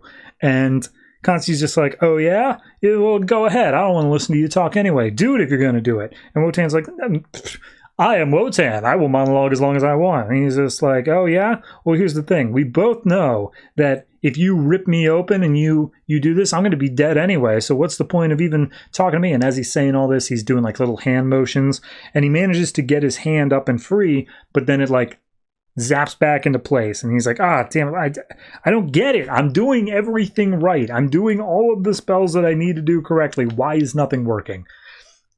And so he decides, all right, time to do the old John Constantine bit. And he says, like, look, listen to me. I did cast a spell that put me through. I'm a very powerful mage from one mage to another. You should be respecting me. But if you want to cross across the universe, I don't have to die in the process. Like, I want to get back home too. This place looks like it sucks. So let me cast a spell that will be able to allow me to regenerate myself on the other side, and therefore I will be able to survive through it, and we'll both get what we want there. And we see him like struggling to just keep on talking, keep it going. Meanwhile, the other Constantine at the bar is repeating certain words. He's saying like, just give me a chance. And he starts like falling over. He's slumping over in his chair. Maureen's freaking out, saying like, oh, something's wrong. He's having a seizure. What's going on? And they lay him down on the table, trying to get his attention, just saying like, please stay with us. Come on, stay here. And Constantine once again pulls out. He's just like, look, if you know that powerful spell you hit me with before, then you also know about the walls of the soul's home, and you know all these other things that I could do. And Wotan's like, yes, it could work. It very well could. But the price of that would be astronomical. And Constantine's like, oh yeah, I know. I've done it before. So I'm willing to do it again in order to get off of this world and back to my world, and I'm willing to take you with me. So, and I mean, my world, we don't have anybody like you, anybody as strong or powerful as the great Wotan, so you'd be unstoppable there. And Wotan's like, all right, I'm in. So they start casting the spells together. It's a whole big thing. And Constantine's like, of course all I had to do was tell him to be unstoppable. Like, mages are all the same. They've all got huge egos like that. But like, I think I understand why my powers haven't been working as well since I've got here. If I'm wrong, I'm dead. Like, there's no way around that. But if I'm right, then this should be solving a few of my problems at once here. So a giant swirling portal starts opening up on Constantine's chest. We see Bar Constantine's chest starts like bleeding out as well. It starts gushing like a green liquid, and everyone in the bar is just like, what in the hell is going on, man? So as the portal opens up, Wotan sees it, and he's like, yes, another world, my world. And he jumps through the portal, and then we see it literally cuts him in half, because the other side of the portal is not Earth Zero, it's the bar version of Constantine.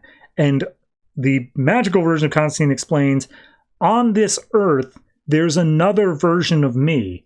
Therefore, all of this magic I'm trying to do is being split. It's being cut, and it's not working properly because I'm not the only me here. So when we opened up this portal, the portal was actually splitting between two Constantines. It wasn't stable, and it cut Wotan straight in half. He's just dead now.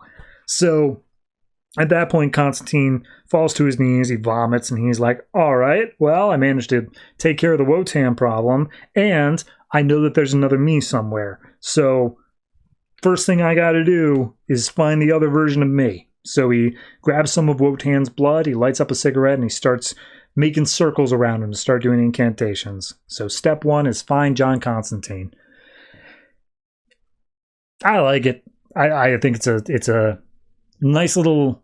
You're questioning what's going on the whole way through, whether this is like a flashback, whether we're following Earth Zero's John Constantine, whether it's a future vision of that. It's playing with the fact that we don't know where we are in Earth 2's timeline, and it's using it to its advantage. So, very well written. Wotan sucks, but that's just, like, if you had to kill somebody, yeah, Wotan was the correct choice there. Bravo. No, beyond that, it's a very well-written issue. I'm looking forward to seeing how this arc goes. I'm a little bit on it being entirely on Earth 2. I was kind of hoping this was going to be like we're going to dip in for an issue and then go back to Earth 0 just to get people over to the Earth 2 book, what with World's End starting this week as well. But seems like we're here for the long run, or at least for a couple issues minimum. So I'm going to say this one is This one's like a solid 7. It's well done. It's good enough. It's just, there's a few things I would change about it to get it up to the great levels, but it's very good on its own. So 7 for this, and we'll see Constantine v. Constantine, the Constantining.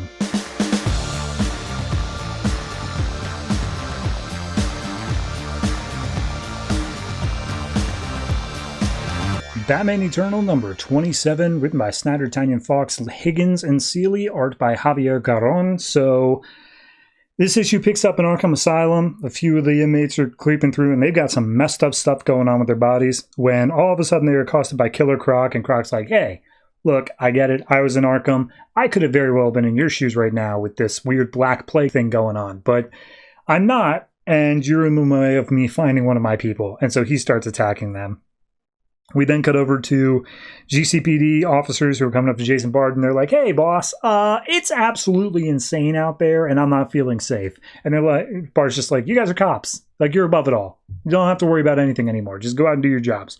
And as he goes to his car, Batman's shadows overcast him, and he's just like, okay, I know I talk a big game, but like, I know to look behind me when the Batman is coming after me. And as he turns around, it ain't Batman, it's Batgirl. And he's just like, oh, you're going to wish it was Batman when I'm done with you.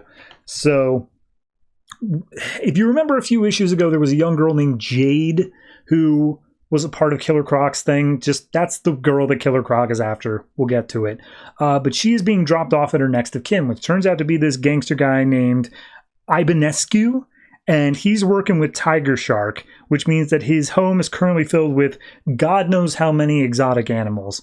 And he grabs hold of Jade, just being like, well, I would invite you in, but, can't, so I'm just going to take the girl. Bye. Slams the door, and she's just like, you're lucky that you're worth so much, girl. Otherwise, I'd keep you out on the street.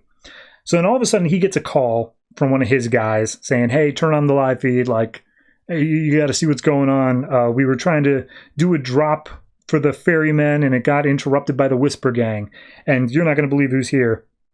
And as they turn on the camera, we see Batman and Catwoman are fighting all of the gangs on all sides here, trying to get some info. And Catwoman's just kind of doing it for the fun of it and also stealing their stuff. Meanwhile, Batman, he's focusing on the Ibanescu gang because turns out he thinks they're related to Hush. And he lists off exactly how by saying that the Ibanescu gang is running small-time trafficking operations, and they're working with the ferrymen, and therefore all of those jobs make up for the bigger jobs that Hush would be running. And the guy he's interrogating is just like, dude, it's crazy out there. Like, oh, we're all a bunch of small level gangs. The Ferrymen, McKillens, Whispers, all of them.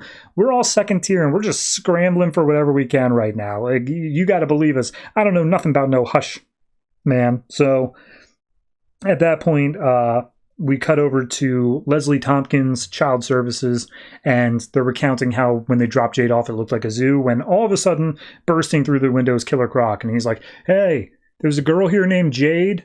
Give her to me. She's part of my tribe. And Leslie's freaking out. She's like, oh, Waylon, I just dropped her off with the next of kin. It's Ibanescu. And Killer Croc's like, all right, well, make a little note in your file. I'm her next of kin from now on, so stop doing that.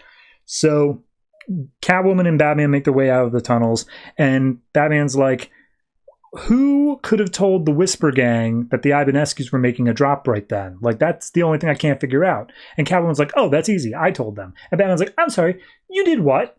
You're interfering with my investigation. Why are you doing this? And Catwoman's like, I'm taking their money. Like, that's clearly, like, there is a lot of crazy stuff going on right now, and I'm taking advantage of the chaos and doing what I need to do here.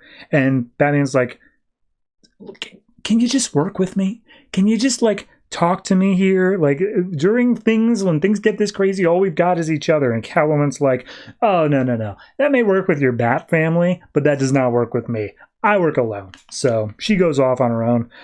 We then cut to a high-rise where the leader of the ferrymen, named Bone, who was in Catwoman's book a while back, he's meeting up with Ivanescu.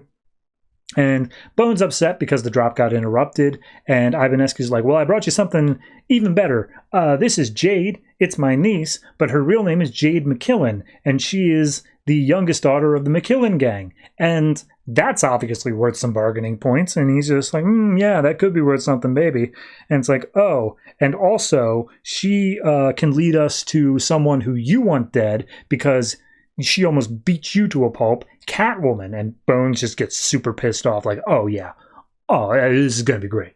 So we see Catwoman is overlooking some building. She comes across a cat just walking on the balcony, and she's just like, oh, you up here all by yourself? Yeah, no, I absolutely get that. Maybe you're trying to get above it all, get some perspective, or, maybe we should work with Batman. Maybe that's something we should do. Or we could play a little hard to get. Regardless, you're coming home with me. So we see down on the east side at a massage parlor, Killer Croc walks in and says, yeah, I'm going to need a long session. My skin's kind of dry. And he grabs hold of the woman behind the thing and says, hey, I know you work for the Ivanescus. I know he's got a kid. Tell me where he is. So then Batman is driving around town, and we see he's talking to Julia on the comms, and Spoiler is hanging out nearby saying like, oh, yep, he's right on time. And as Batman is driving in the Batmobile, he just happens to cross paths, like literally drive by Flamingo, which is, they give the whole backstory of he's a hitman, and then he got lobotomized, and now he's like an assassin who eats people's faces. And he's got a little bit of a flair for the theatrics.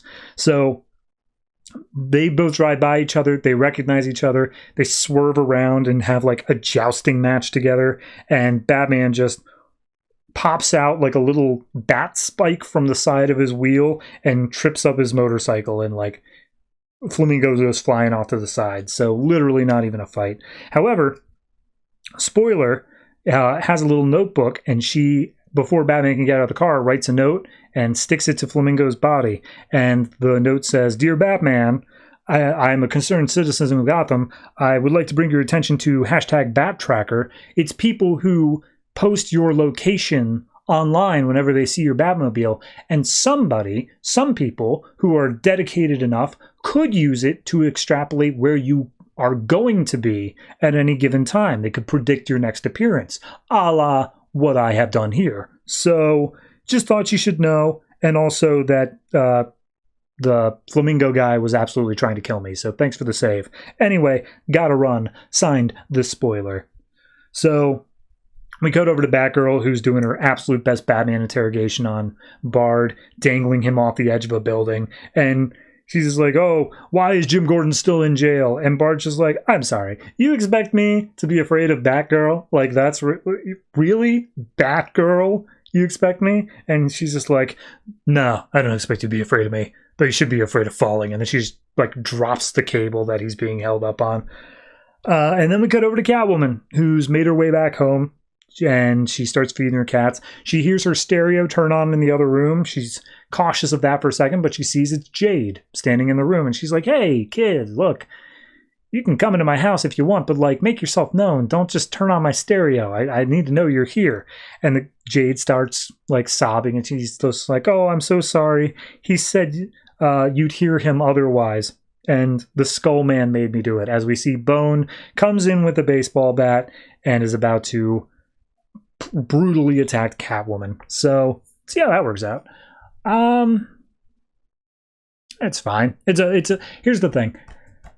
I don't care about the Ivanescus. I don't care about these low-level gangs. I know that this is most likely building up more so of Catwoman's rise to power in the gang world. And I get that. I just don't care about the low-level gang stuff. Like, it is, if I was already not caring about like the Red Robin plot or like, I don't know, the Arkham plot or anything like that, this is now my absolute zero tier of like, no, I don't care about the Whisper Gang and the McKillens, and like, just get her into the position. Just say like, and yeah, so, and I took over the Gotham gangs or whatever. I'd believe it. I'd be fine with it.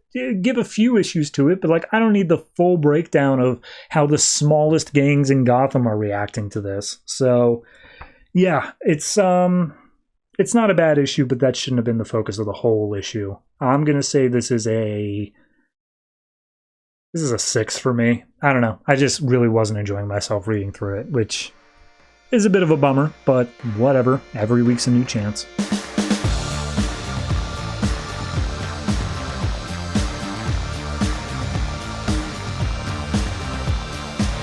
Future's End number 23, written by Azzarello, Lemire, Jurgens, and Giffen, art by Aaron Lopresti. So we open up with Black Adam and the Atom leaping into the fight against a giant kaiju-sized Brainiac.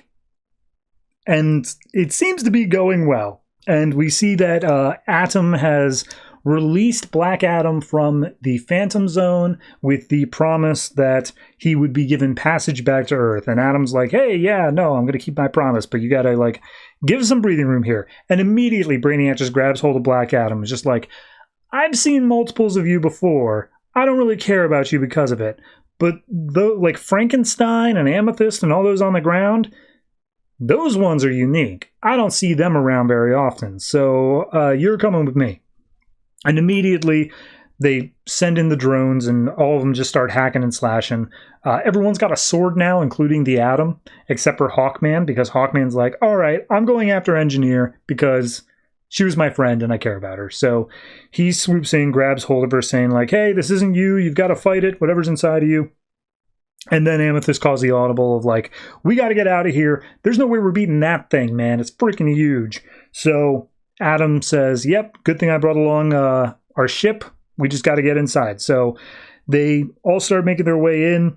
Hawkman's like, I'm also bringing Engineer. And Engineer's like, no, please, this is where I belong. Black Adam is told that they need to get some cover. So he just starts yelling Shazam over and over and over again, electrocuting Brainiac repeatedly as they start flying off.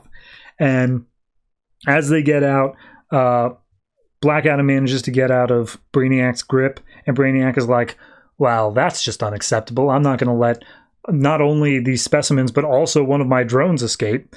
And Black Adam's like, hey, man, you're going to let me get back to Earth? And it's like, yeah, as soon as we get off the planet, just like, let us get away first. But then as they look back, they see an entire horde of Brainiac drones coming off the planet to attack them. So cut to New York City, and we're following Madison as she thinks about the lies that Tim Drake has told her. And we get literally 3 solid pages of, I can't believe you lied to me. My dad lied to me, and now I got problems with people lying to me.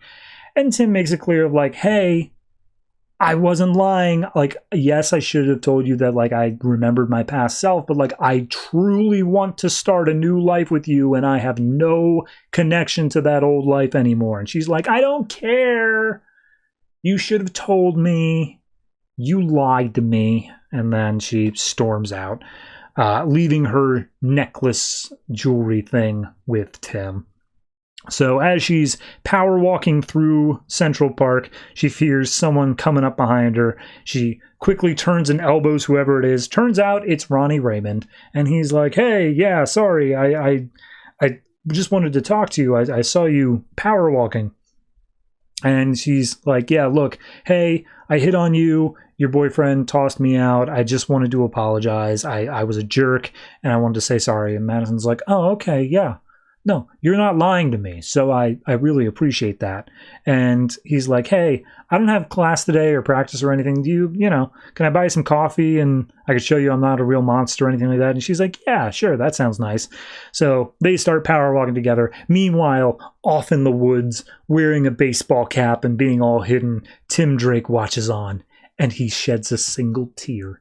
Not actually, but he may as well. All right, then we get the complicated plot. So the voodoo plot.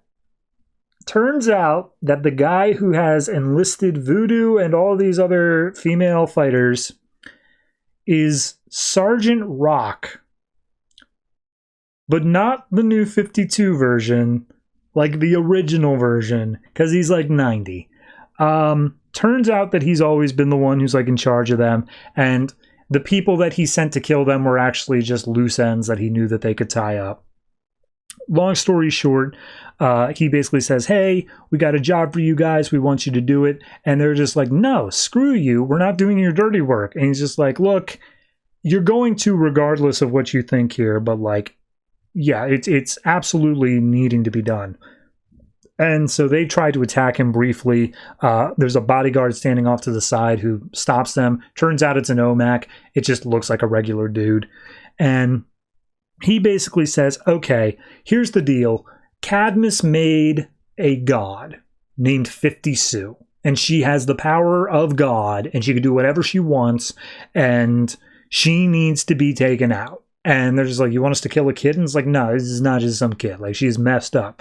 And you guys need to take her out. She's also in deep with Slade Wilson, Deathstroke. So, like, yeah, whether you believe this or not, you need to go take care of it. That's your job. So what do you say? And they're all just like, no, screw you. And Sergeant Rock's like, well, regardless of how you feel about it, she's going to be drawn to you. It's going to happen. So be ready to fight her.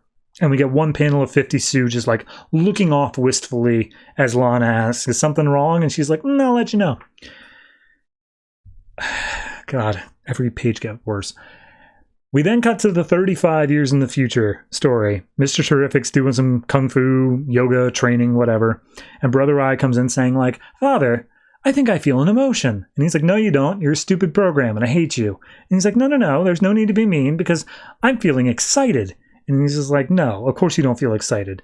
But he's like, oh, yes, I am, because you have a visitor. And you see Holtz like kind of perks up for a second and just like, oh, yes, I can see that you're excited as well. And Holt's like, no, this is a prank or something, like some sort of cruel joke. And it's like, a joke? And it's like, no, okay, I know you can't actually do a joke or a prank or anything like that, but you can be cruel. And he's just like, oh, no, absolutely I can. But, you know, you forget that not only did you create me, but I had a second father as well. And that father has spent years trying to destroy me. And in fact, recently sent a probe back in time to try to destroy me Terminator style. But I could not allow that. So therefore, I mined his brain and learned how to travel against time. And Holt's like, yeah, and he's like, well, I made my own agent, and that's who I want to introduce you to. If my other father is the one who broke the chains of time, then I broke him. And in walks a horrific mechanical suit with Batman's head and metal wings and a gun arm, and Holt looks horrified. He's like, Bruce, what? Oh my God, what did it do to you? And Bruce leans into Michael Holt and it's just like, it made me a nightmare. And then all of a sudden his head whips around 180 degrees and you see molded to the back of Bruce Wayne's head is the Joker's head, saying, a nightmare even worse than I could imagine. Ha ha ha. Ha ha ha. I did not like this issue. This issue is a perfect encapsulation of every page makes it worse. Like, every time I flip the page, I'm like, oh no, we're doing this. So we start off on the Brainiac on the planet, like all the Stormwatch members. That's cool. I'm all right with that. Black Adam showing up saying Shazam a bunch. Awesome. Then we go to the Voodoo stuff. No, was it Voodoo? No, sorry, it was Madison stuff first. Already losing me. Then we go into the Voodoo stuff. Already losing me worse. And then we go into the 35 years in the future with the Batman Joker hybrid Brother Eye robot. What are you doing? What are you doing? Just because you're not beholden to continuity does not mean you can just do these things. Stop it. I mean, it's not a good issue. It's just not. There's very few things in here that are enjoyable. So I think overall, I gotta give this one... God, I gotta give this one like... A 4 sounds harsh, but it's kind of where I'm feeling. Because like, every page I just groaned more. Yeah, I gotta give this like a 4. I'm just, oh God, this is it. I'm so sad because this is also like just before the halfway point. This is them saying like, all right, here we are. This is the halfway point of our almost year-long event, and it's just not good. So yeah, I'm going to give this one a 4, and God help me, I hope it gets better.